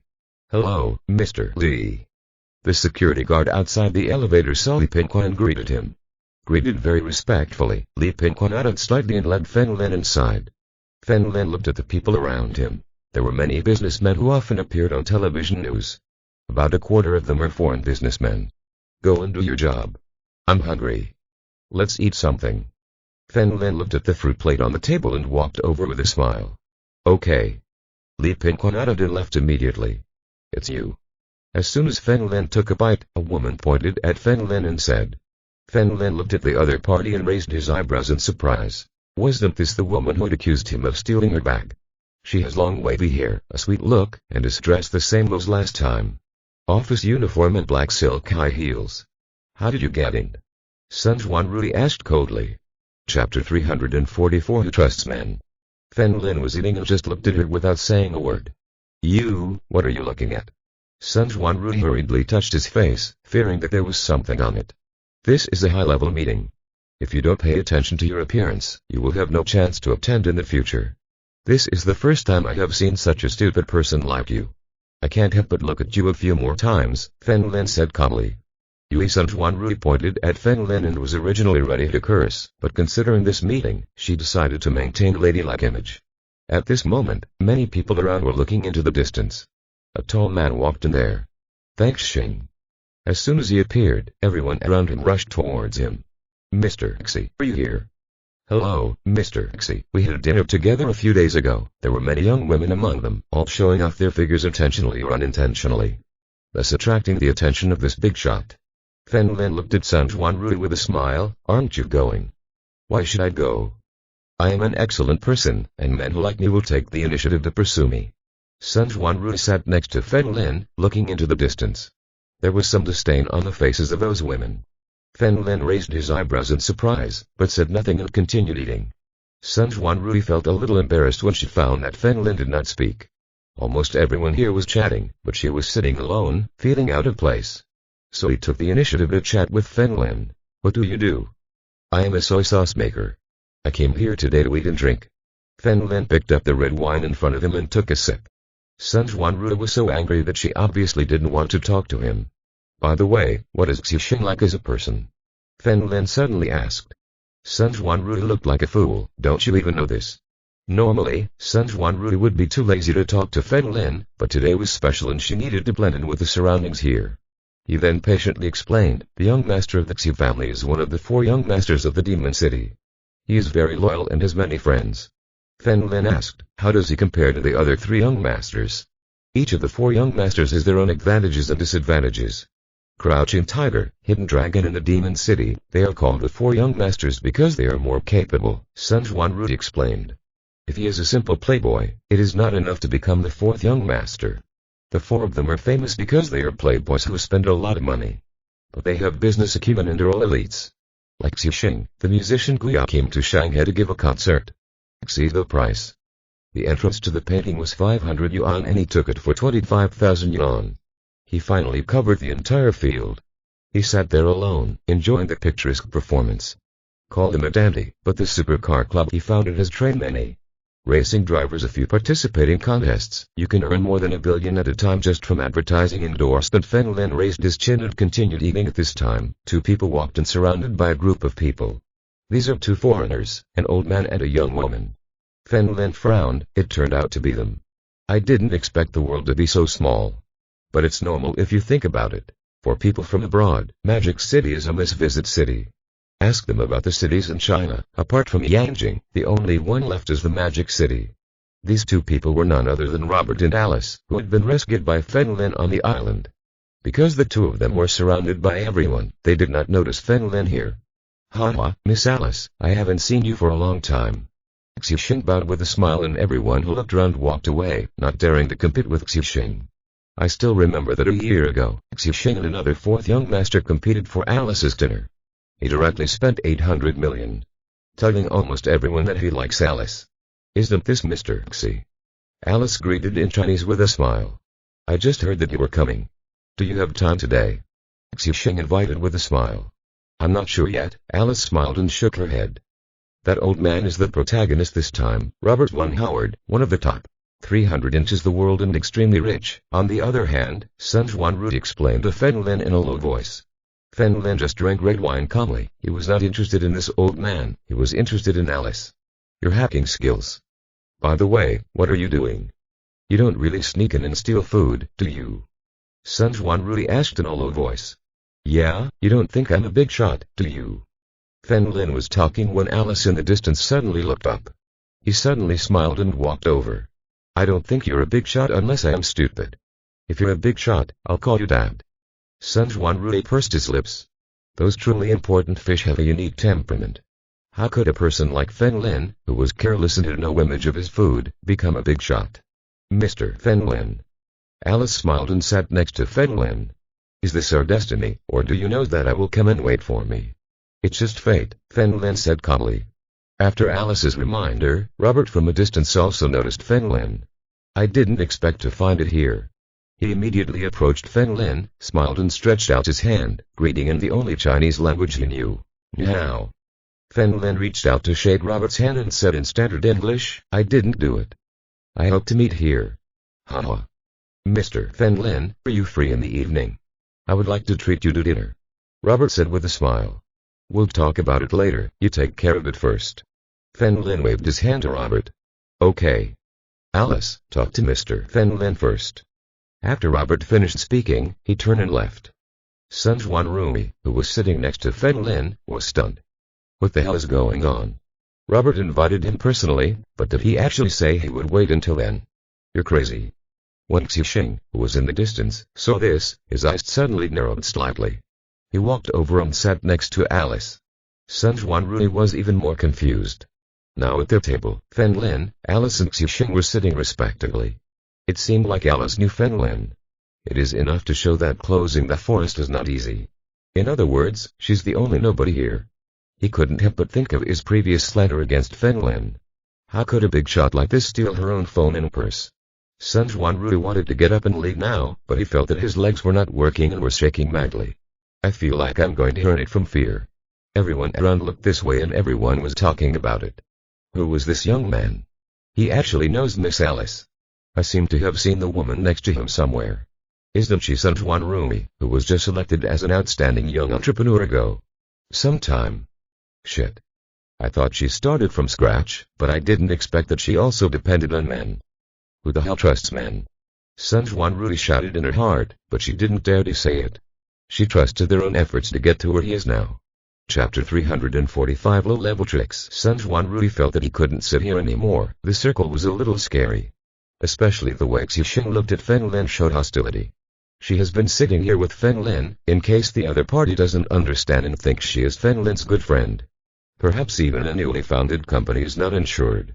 Thinking of this, he tried his best to pretend to be casual and stood up calmly. Pretend to go to the bathroom. Miss Alice, do you know him? Xixing asked strangely. By the way, Mr. Xi, it seems that I don't have time today. Alice looked at Xixing with a smile and then focused on Feng Lin. Sir, do you have time today? Maybe not. Feng Lin shook his head slightly. When everyone present saw it, they were all surprised and speechless. As expected, the unavailable are shocked and the favored are confident. Being invited by such a beautiful woman, she actually refused. Your name is Feng Lin. Speaking of which, when we met before, I haven't introduced myself yet. My name is Xixing. Xixing took the initiative to approach Feng Lin. Feng Lin didn't hold her immediately, just stretched out his greasy hand and said with a smile, do you mind? Xixing said nothing and withdrew his hand expressionlessly. When the onlookers saw this, they all whispered. Are you planning a head-on confrontation? The young man in front of him didn't even give Xixing a face. I hope to see you again. Xixing stood up, smiled at Feng Lin, and turned to leave. Feng Lin didn't care at all and continued eating. Sir, is it because of me that you provoke a big shot? Alice asked with a smile. That's how it is. Feng Lin nodded. That's why I hate beautiful women like you who always cause me trouble. Thank you. Alice looked at Feng Lin with a smile. No, I should do like the Romans. Learn to be more modest.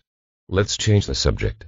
Feng Lin suddenly looked at Alice with a solemn expression. How are your hacking skills? You know a little, Alice said with a smile. Are you following the Romans or do you really know a thing or two? Feng Lin asked with a smile. What do you think? Alice stuck out her tongue. Do you want me to guess? Feng Lin took a sip of red wine and smiled. Sir, you bullied me for my bad grammar. I can't say the next sentence. Alice smiled and shook her head. What? You need me to hack into someone's computer? No, I just want to be prepared. A master hacker will be able to use it sooner or later. I've arrived. Feng Lin looked into the distance and noticed that Li Pingquan had arrived. Then let's talk about it, Alice said with a smile.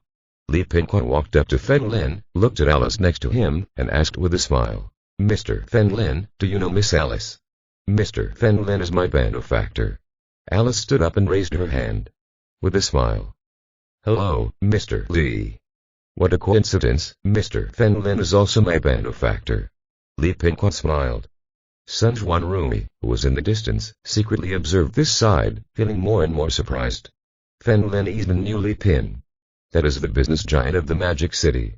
He was thinking about apologizing to Feng Lin. He had hurt her so much. What if he hated her? Your company, which has just started to take the right path, may fall into crisis due to a work from the other party. Sun Juanru has worked hard in the Magic City for several years, so he naturally understands the world's customs in this area. Mr. Feng Lin, do you have time now? I want to accompany you to eat something, Alice asked with a smile. I just ate. Feng Lin pointed to the food in front of him. So do you have time? Let's go shopping, Alice continued to ask. As a beautiful woman, it's not good to take such initiative. Feng Lin shook his head helplessly. You are actually an honest person, you know. It's hard to find people like that in our country. Alice shook her head slightly. In his country, a woman had invited him so actively. Not to mention young people like Feng Lin, even middle-aged people and even the elderly would not refuse. Why do I feel like you're swearing? Feng Lin stood up and was about to leave. He looked at Li Pingquan with a smile and said, I will go to your house to talk tonight. All right. Li Pingquan nodded with a smile. Finally, Feng Lin and Alice left together. Sun Juanru secretly glanced at the two of them, hesitated for a moment, and decided to follow them. Feng Lin and Alice were marching down the street together. He simply fell in love with Alice's hacking skills. In fact, what he had to do was very simple. The next time Liu Nian calls him, he will take the opportunity to obtain Liu Nian's location. As long as he meets her and kills her to avenge Lao Yu, it will be considered a solution to his worries. Can I just call you by your name? Alice looked at Feng Lin and asked, her dark blue eyes shining slightly. Call it whatever you want. Feng Lin waved his hands helplessly. Although the Chinese language had an accent, there was no accent in this flirtatious gesture. Lin, yeah, I like your name, it's just one syllable. Alice said with a smile. Feng Lin's voice suddenly fell. Someone is following us. Isn't this the person Xixing found? Alice asked with a smile. You don't seem nervous at all. Feng Lin deliberately approached a car on the side of the road and looked at the people behind him through the rear-view mirror. As expected from the outstanding fourth young master of Demon City, his actions are in the realm of transformation. If it's the person Xixing called, he definitely won't deal with me, so I'm naturally not nervous. Alice took Feng Lin's arm. Lin, what should I do? Feng Lin was a little embarrassed to be when Alice calls him that. I always get goosebumps. What else can I do? Of course I ran away. Feng Lin grabbed Alice's hand and ran forward down the street, finally turning into the gap between two tall buildings. This gap is only 2 meters wide in total. However, the exit on the other side is blocked by a wall, which can be said to be a dead end. It's over. Alice looked at Feng Lin with a smile. I found out that you're a woman who never seems to be afraid. That was the case on the island that time. Feng Lin sighed lightly and looked at the person blocking the door. He was stunned. This person is none other than Sun Juanrui. Sun Juanrui looked at Feng Lin and sighed, and before she could speak, 2 people appeared behind her. There was a man and a woman. The man had a mustache and the woman was average-looking with a very large belly. She looked like she could be pregnant. The middle-aged man with a mustache kicked Sun Juanrui in the butt. Sun Juanrui staggered a few times, leaned forward, and ran 5 meters before regaining his balance. Who kicked me? Sun Juanrui turned around suddenly and noticed the fierce look in Mustache's eyes. She immediately gave up and retreated with Feng Lin. Guys, we don't mean any harm this time. This man slept with my sister. My sister is pregnant now, but he ran away. Mustache pointed at Feng Lin and said coldly. Scum. Ugh. Where is the happiness you promised? Where is all the life you promised? The woman screamed, holding our stomach and rubbing our eyes. What? Trash. Sun Juanrui immediately looked at Feng Lin with contempt. Alice was smiling. If Feng Lin was that kind of person, he would have slept with every woman on the island. Obviously this is slander. What a cheap trick. If you are listening to this novel on a channel other than Mundo Fanfic Novellas, we cordially invite you to visit our channel.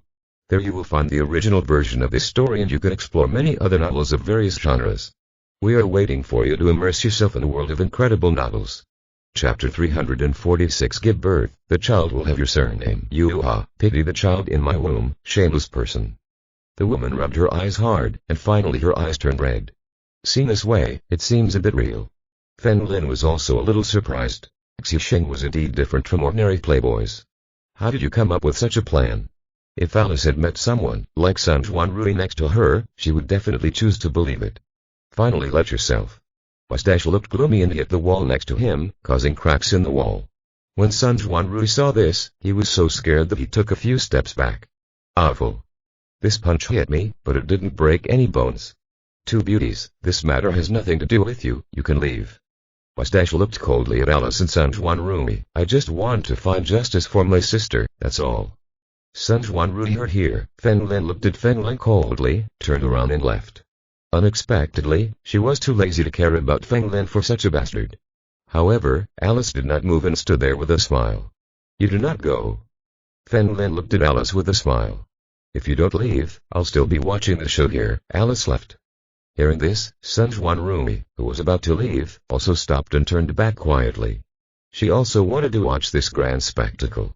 Feng Lin coughed lightly and looked at the round-faced woman in front of him with a smile. You said I slept with you because I had a good relationship with you before. It's true. If you weren't nice to me, how could I sleep with you? I'm in a hurry to marry you, but you are this kind of person. Woo, the woman said again, covering her eyes. It's okay, since we have a relationship so good, let me ask you, what is my name and where do I live? Feng Lin put his hands in his trouser pockets and said calmly, as a couple, you should know. Simple question, right? Yui the woman pointed at Feng Lin, her eyes couldn't help but look at the mustache next to him. Your name is Feng Lin. Mustache pointed to Feng Lin and said. Yes, your name is Fen Lin and your family lives in. The woman looked at the mustache next to her again. Mustache didn't know either, he only knew that this person's name was Fen Lin. How could anyone know where his house was? Can't I say it? No, we are so close, you don't even know where my house is. Fen Lin shrugged with a smile. Alice had been watching the show and assumed from the beginning that the person in front of her was a liar. But San Juan really thought about it and realized that it was a good statement. This woman was probably lying. That's because you were at the hotel. The woman pointed at Fen Lin and said. Not bad. Mustache also nodded. You should be a rich man. It's normal for you to stay in hotels frequently. Okay, let me ask you another simple question. What is my phone number? Fen Lin asked with a smile. You threw away that number a long time ago after knowing I had a son. The woman pointed at Fen Lin and said. Hey. Okay, I admit it. Your child is mine. Give birth to him, and the child will bear your last name. Fen Lin walked forward helplessly, grabbed the round-faced woman's hand. Follow me, live a good life with me from now on. After saying that, Fen Lin pulled the woman out. This action confused everyone. What's going on here?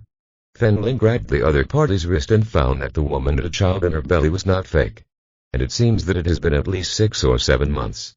Is preparing to give birth to a child. Generally women who are about to give birth to a child have men. If she is the kind of person who gets pregnant accidentally, like Fan Shi's friend before, she will abort early. Therefore, Fen Lin concluded that this person is a man. I came here just to take action. As long as this woman is taken away, he believes that the other party will be exposed by herself. Let's register a marriage, just in time for the people here to witness.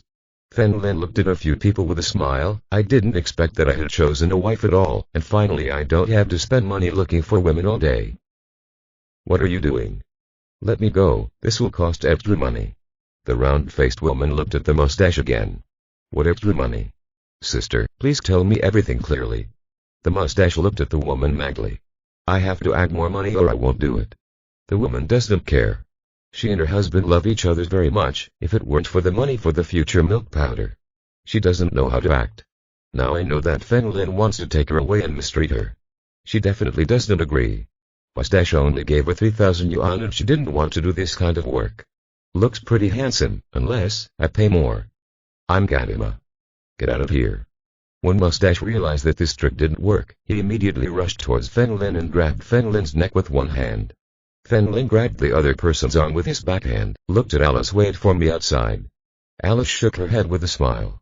Suddenly, Alice's body, who was still smiling, shook suddenly, as if there was an invisible force. Run quickly, I can't hold on anymore. Fen Lin looked solemn and roared at the top of his lungs. Alice then stopped smiling and ran away immediately. Before leaving, she stopped San Juan Rui, who was stunned. Round-faced woman, when she saw them leave, she also ran out. Anyway, the 3,000 yuan has already arrived. After everyone left, Fen Lin asked with a smile. Xu Sheng asked you to come. As he spoke, black smoke enveloped Fen Lin's left hand.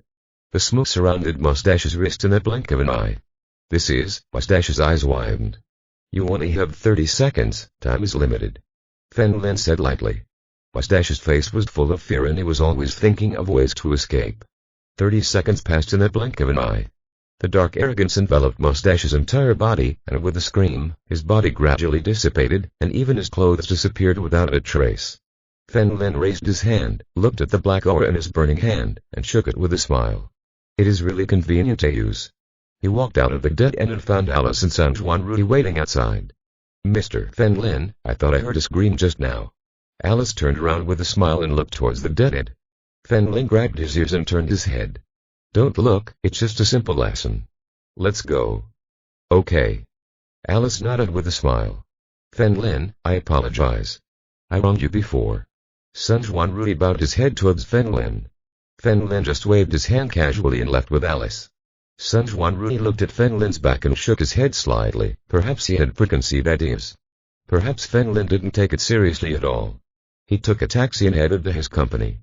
I just arrived in front of the company gate and found that there were many Ministry of Commerce vehicles parked in front of the company gate. Mr. Sun, it's bad. Many people have reported our company's products, and the people from the Ministry of Commerce have decided to temporarily ban our company. A female employee saw San Juan Rui coming back and hurried over and said that. San Juan Rui's eyes almost popped out. Could it be Fen Lin? I didn't expect him to be that kind of person. One thing on the surface and another behind the scenes. Chapter 347 Alice's True Identity. Then Lin and Alice continued to wander down the street. Alice smiled and asked, I didn't expect you to be an ancient warrior too. What do you mean?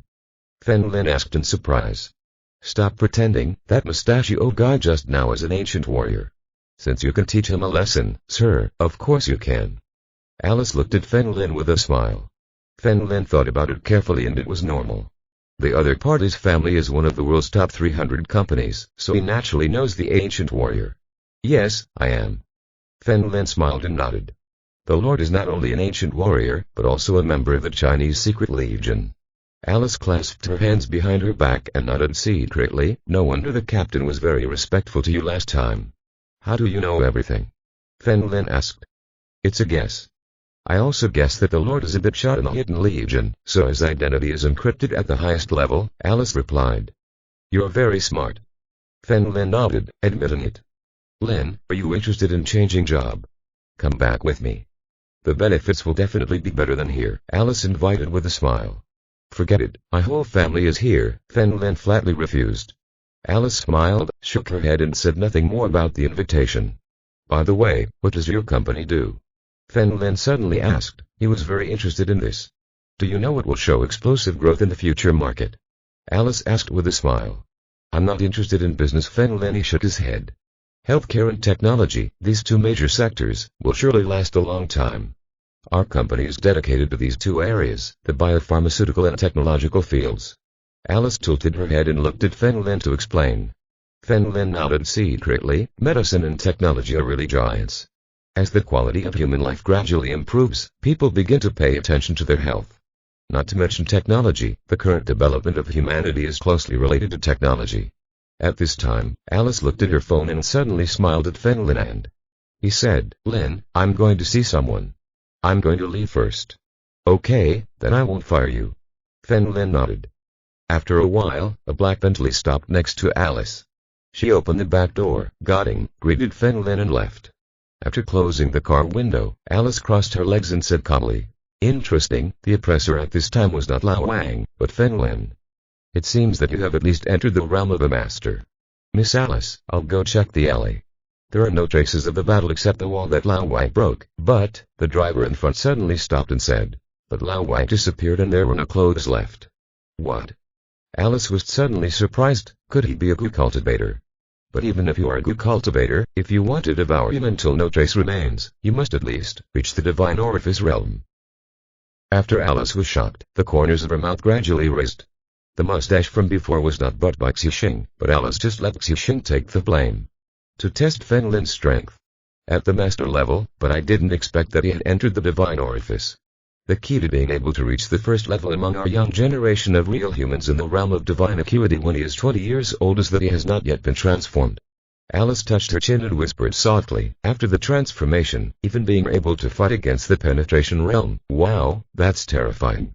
Miss Alice, who was over 20 years old and has the power of the penetration realm, can you subdue this person? The driver paused and asked. It's very difficult. China's top management will definitely understand such a genius very well. Alice smiled and put her hand on her cheek, and this person's character should be very unpleasant to us real humans. That's impossible. No. You underestimate us. Real humans, did you know that? There are many peons who are pretentious and work for us, but they don't even know that they are real humans. Alice closed her eyes with a smile. Don't say it anymore. Fen Lin looked at Alice's leaving figure and shook slightly. It was still early in the morning and I was going to take a walk through the streets of Magic City. Speaking of which, I haven't been here for several years. Before I knew it, the sky was getting dark. Li Pingquan's house, so I took a taxi and headed to his family's mansion. Just after getting out of the car, Fen Lin noticed a figure behind him approaching him quickly. Fen Lin turned around and discovered. Is there something wrong? Fen Lin asked expressionlessly. I've been waiting for you here for hours.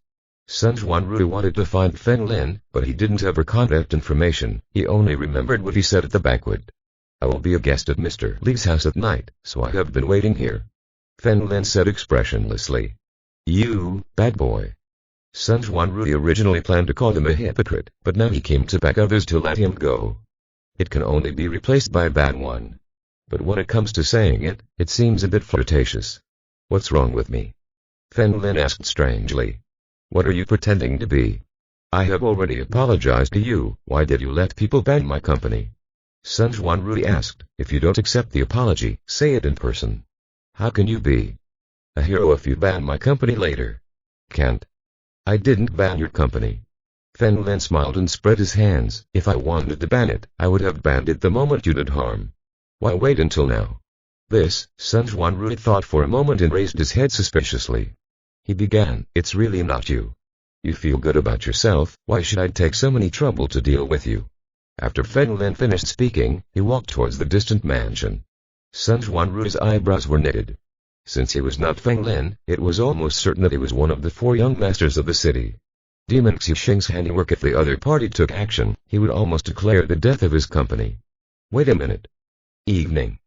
I want to treat you to dinner. Haha, you really feel good about yourself? Do you think you are more important than Louise, or more important than Li Pingquan? Fen Lin waved his hand at Sun Juanrui. I don't owe you anything. Afterwards, after saying that, Fen Lin walked around Sun Juanrui and walked in. Sun Juanrui looked at Fen Lin's back and secretly clenched his fists. This was the first time he had encountered something like this. Although there have been setbacks in the past few years, it seems that we can only go to Xixing and tell him that I have nothing to do with Fen Lin. Thinking of this, Sun Juanrui left here. Fen Lin arrived at Li Pingquan's villa and had already arranged the dinner. How much can we both eat? Fen Lin walked in with a smile. Don't worry, the food won't go to waste. I have many security guards here who don't care what we have eaten. Li Pingquan motioned for Fen Lin to sit down. He served by Jiga Fen Lin, I won't go home until I'm drunk. Fen Lin nodded. Smile, I won't go home until I'm drunk. In front of the Xi family villa, Sun Juanrui asked the security guard to report that she wanted to see Xixing. After she reported her name, the guard security gave Sun Juanrui the address of the hotel. Sun Juanrui immediately ran to the hotel by car and arrived at the Imperial Hall on the top floor. Please come in outside the Imperial Hall. A tall security guard opened the door with a smile. Chapter 348 Poisoning. Sun Juanrui nodded and walked towards the Emperor's room. Shanghai luxury hotels are famous all over the world. It has almost everything imaginable. Facing the skylight in the distance, Xixing sat on a high-end red sofa, looking at the night scene outside the window. Behind him were 2 middle-aged men dressed in suits. To his left and right, there were several uniformed women, unpacking red wine for Xixing. Thank you, sir. Sun Juanrui's expression was a little reserved. Compared to Fen Lin, the aura of the man in front of him was surprisingly great. Everyone, please calm down. Xixing looked at Sun Juanrui and greeted the waitresses around him. Yeah. All the women here lowered their heads and retreated. There were only 2 suited security guards behind Xixing. Xixing looked at Sun Juanrui. Yeah. Sun Juanrui immediately walked to the sofa in front of Xixing and sat down. His throat moved a few times, but he decided to ask, Sir, my work. Mr. Xi, I think you misunderstood. I have nothing to do with Fen Lin. At the party today, he approached me and I just chatted with him a few words. Sun Juanrui stood up and lowered his head. He said, this is really a misunderstanding. Please let me go, sir. Look carefully, Miss Sunday is quite beautiful. Xixing took a sip of red wine and smiled slightly. Sir, are you? Sun Juanrui's face instantly turned pale as a sheet. Do you want to accompany him alone? Since you said that it was Fen Lin who approached you, he must be in love with you. Can you capture his heart? Xixing asked lightly. I don't understand what you mean, sir. Sun Juanrui shook his head. Let me tell you the truth, I like Alice, but this Fen Lin is an eyesore. I want Miss Sunday to kill him. While speaking, Xixing took out a small glass bottle from his pocket, which contained a transparent bottle. Liquid. He put it on the table and said, in today's world, almost no one would think that someone would poison food. Kill people. Mr. Xi, you flatter me too much. I dare not do such a thing. Sun Juanrui used force. Shaking his head, he felt his heart beating faster now, wondering who he was facing. You don't need to kill him. You just need to pour this small bottle of liquid into the juice and let him drink it. Xi named Sun Juanrui is not stupid.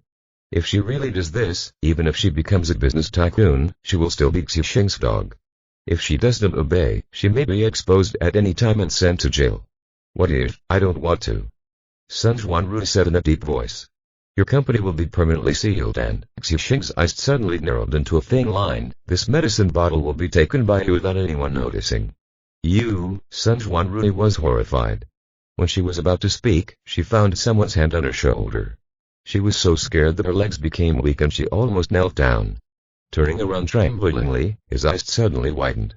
He turned around again and sure enough, he found that the two middle-aged men behind Xi had become one. The Superman bodyguard. He was clearly behind Xi 1 second and appeared next to him the next. With this ability, committing suicide is easy.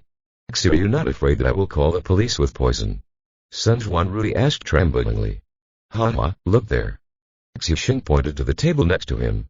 In it was a black signal jammer. I bought it at a high price. As long as you enter here, there will be no signal. Sun Juanrui immediately took out his mobile phone. Sure enough, there was no sign. Before you leave, I will also have someone check if you are recording, Xi continued. If I find out that you have been to the police station, you will not survive a day. Sun Juanrui trembled completely and his entire body was trembling now.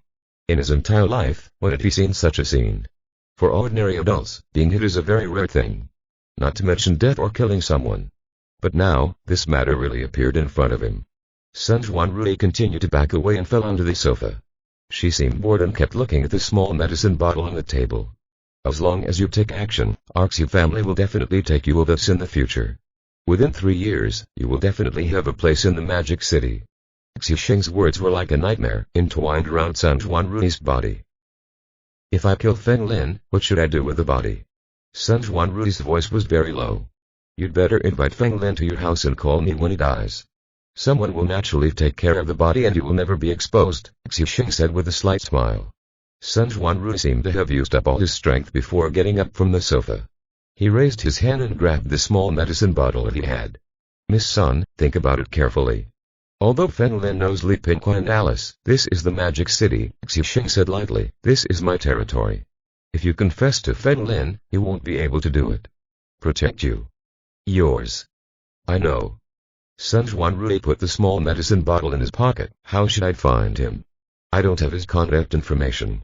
Miss Sun, just leave your phone number. As long as I'm in Magic City, I'll be able to find you easily and I'll let you know when the time comes. Xi Sheng narrowed his eyes.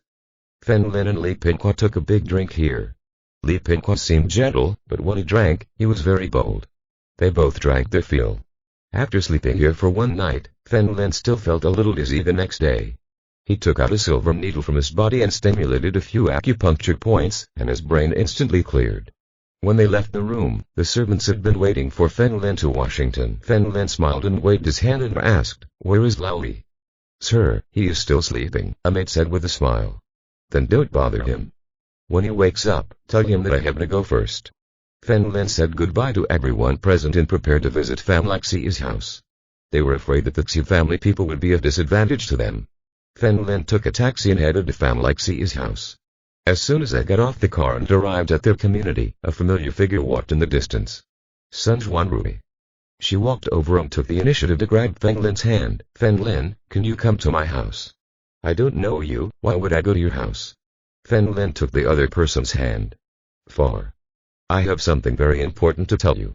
Sun Juanrui grabbed Feng Lin's arm. "You want me to help you, right?" Feng Lin pursed his lips. "It must be company affairs." "Yes, as long as you can help me, I will do anything for you." Sun Juanrui lowered his head and said, "And I also know the secret of the Xi family." "Secret? What secret?" Feng Lin raised his eyebrows. "Follow me home and I'll tell you," Sun Juanrui said. "Okay," Feng Lin nodded. Chapter 349. No need to pretend to be dead. Feng Lin was here and he could already feel the auras of Family Xi and Fang the 11th. They were still fine and it didn't bother them. Sun Juanrui immediately pointed to a naughty in the distance and took the initiative to open the passenger door. After Feng Lin sat down, he held the back of his head with both hands and leaned on the headrest. Sun Juanrui got into the driver's seat, started the car and drove away.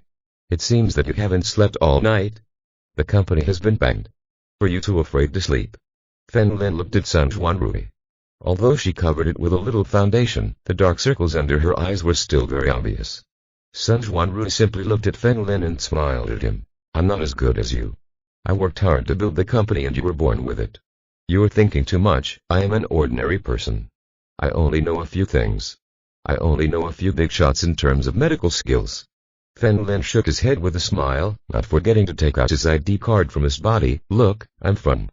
Sun Juanru looked a little surprised. She always thought Feng Lin was a big shot, but she didn't think that he, like me, came from the countryside. Working alone in a big city. The car entered an ordinary community. Sun Juanru took Feng Lin to the elevator and arrived at the 13th floor. Does the boss of a company live in such an ordinary community? Feng Lin followed Sun Juanru and asked with a smile. Do you know how much my house in Shanghai costs? Sun Juanru shook his head slightly and opened the door. The interior decoration is very warm, and there is a pure white kitten on the sofa. Enters. Sun Juanru walked in with a smile and went to the kitchen first. Sit on the sofa and rest first. I'll do something casually. Okay. Feng Lin nodded and sat next to the target kitten and scratched himself holding his chin. After a while, Sun Juanru came over with 2 steaks and a fruit salad.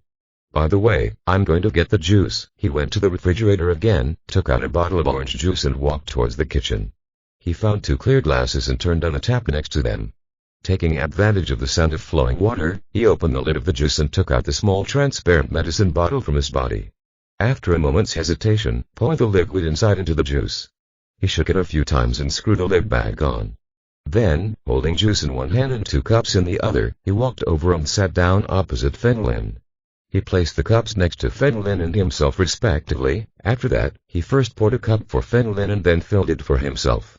Feng Lin looked at the juice in the cup and then looked at Sun Juanru, who could clearly hear the violent beating of his heart. He took the cup with an imperceptible smile on his lips. Come, have a drink first. Feng Lin raised his glass. Sun Juanru put the juice bottle aside, his hands trembling. Taking a deep breath, he also drank the juice and forced a smile. Cheers. Feng Lin and Sun Juanru clinked their glasses. Greetings, Sun Juanru also said. Feng Lin put the cup to his mouth, which contained rotoxin. This is the poison used for euthanasia abroad. Normal people, after drinking it, are basically done. He didn't believe that this woman would hurt him for no reason. What's more, this kind of poison is impossible to buy on the market and is most likely the work of Xixing. Feng Lin was waiting to see if the other party would find out and stop him. If she didn't stop him, Feng Lin would also announce the person's death date. Sun Juanru's hand holding the cup trembled. He looked at Feng Lin, and his body was drenched in cold sweat. When Feng Lin's cup was close to his mouth, he suddenly shouted, "Stop!" He took the cup from Feng Lin's hand. The glass shattered and the juice spilled all over the floor. Seeing this, Sun Juanru also breathed a sigh of relief, put the cup on the table, lowered his head and said, "It's poisonous and it was me. Why do you want to harm me?" "Just because I am an honest person," Feng Lin said calmly. "Asked?" "Yes, Xixing asked me to do it." Tears welled up in Sun Juanru's eyes. He suddenly choked and told the whole story. He knelt on the ground and bowed to Feng Lin. "I'm sorry, I'm really scared, I'm sorry. There's no poison in the meat, right?" Feng Lin pointed to the steak in front of him, and asked with a smile. "No, I just poisoned the juice." Sun Juanru shook his head.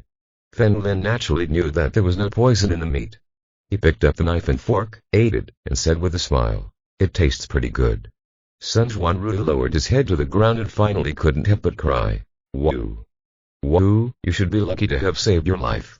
Feng Lin ate the meat in front of him and said calmly, "Yeah, I knew it was poisonous. If you didn't stop me, you would die." Sun Juanru looked at him in disbelief. Feng Lin didn't bother to explain. "What should I do? Should we call the police?" Sun Juanru did not sleep all night. He really regretted why he took the initiative to talk to Feng Lin at the banquet. It was because of this incident that Xixing blackmailed him. No need to call the police. Just call them and ask them to pick up the body for me. Feng Lin lowered his head and ate. "I will solve the matter for you." "Yeah." Sun Juanru can't trust anyone.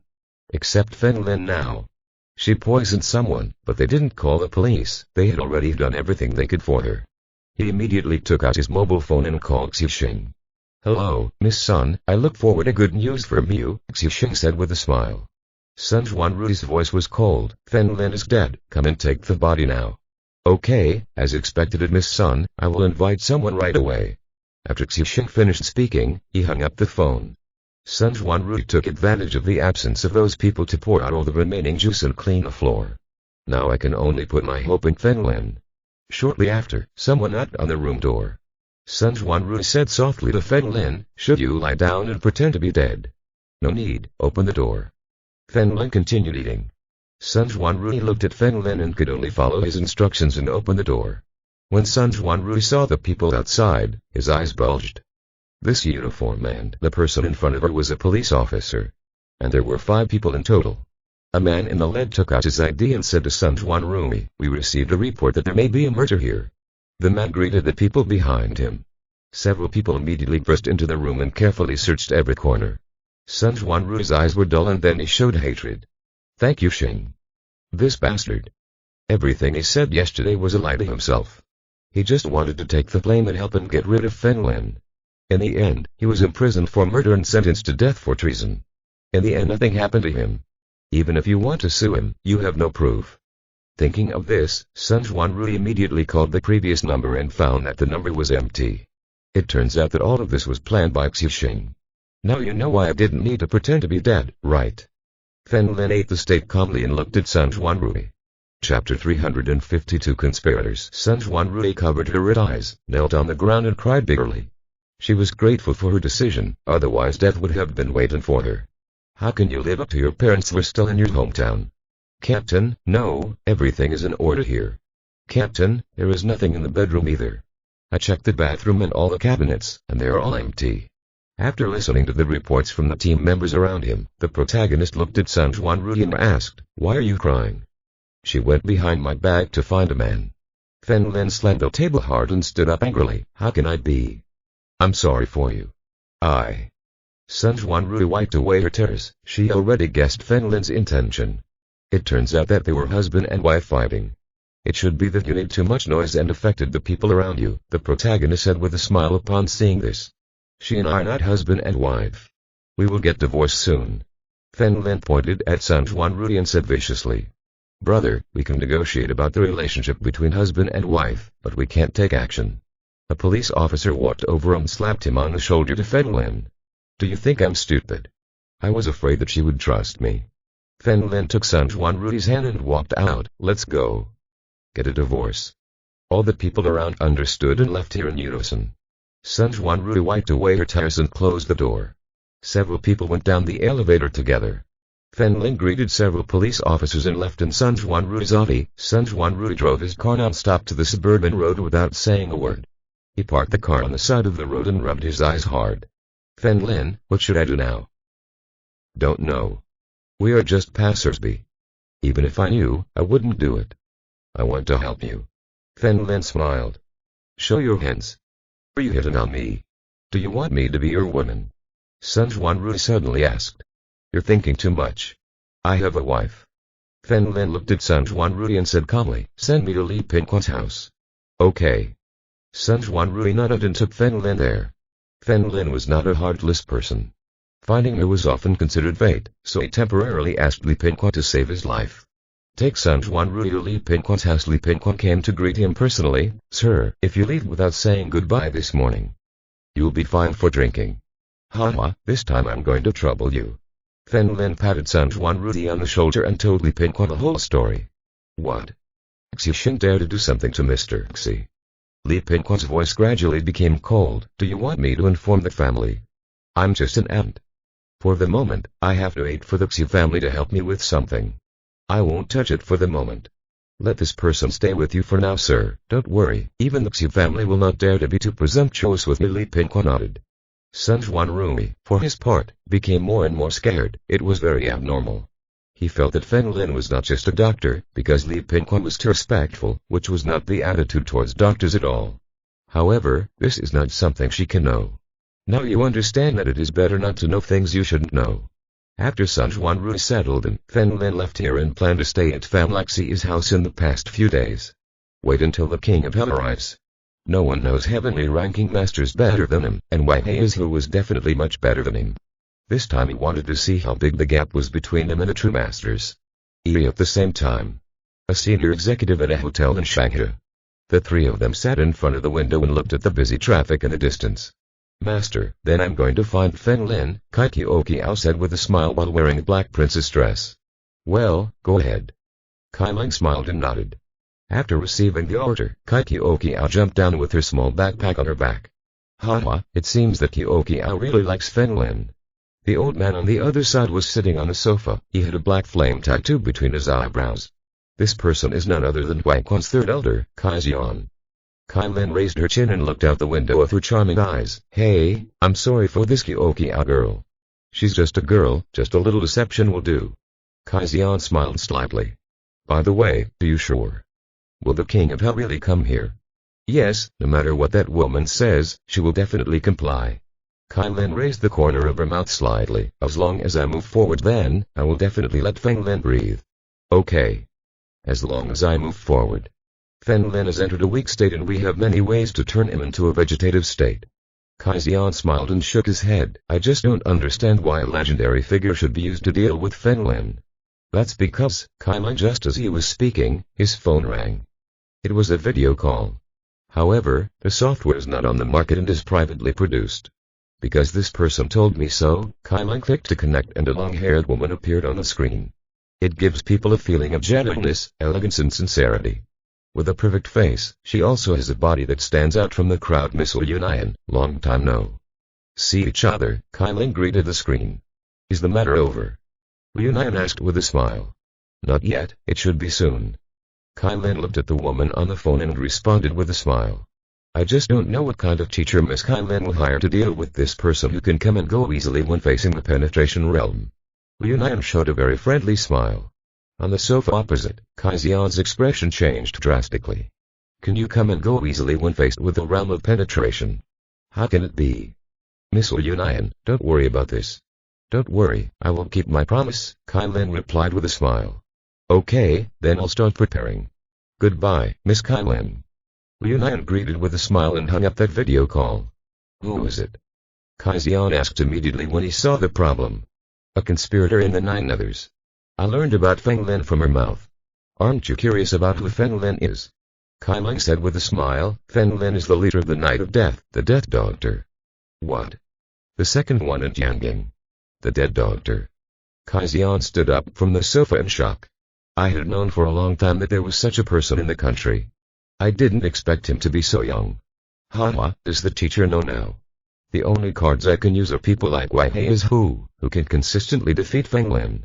Kai Lin put the phone on the table. Which sect does this woman belong to? Since she is a conspirator, be careful not to be fooled, Kai Xian reminded. Master, I can be considered a conspirator. Kai Lin covered his mouth and smiled. I don't know who was more sinister, her or me. Feng Lin had already arrived at Fan Laxi's house. He warned the two not to stay together for the next few days.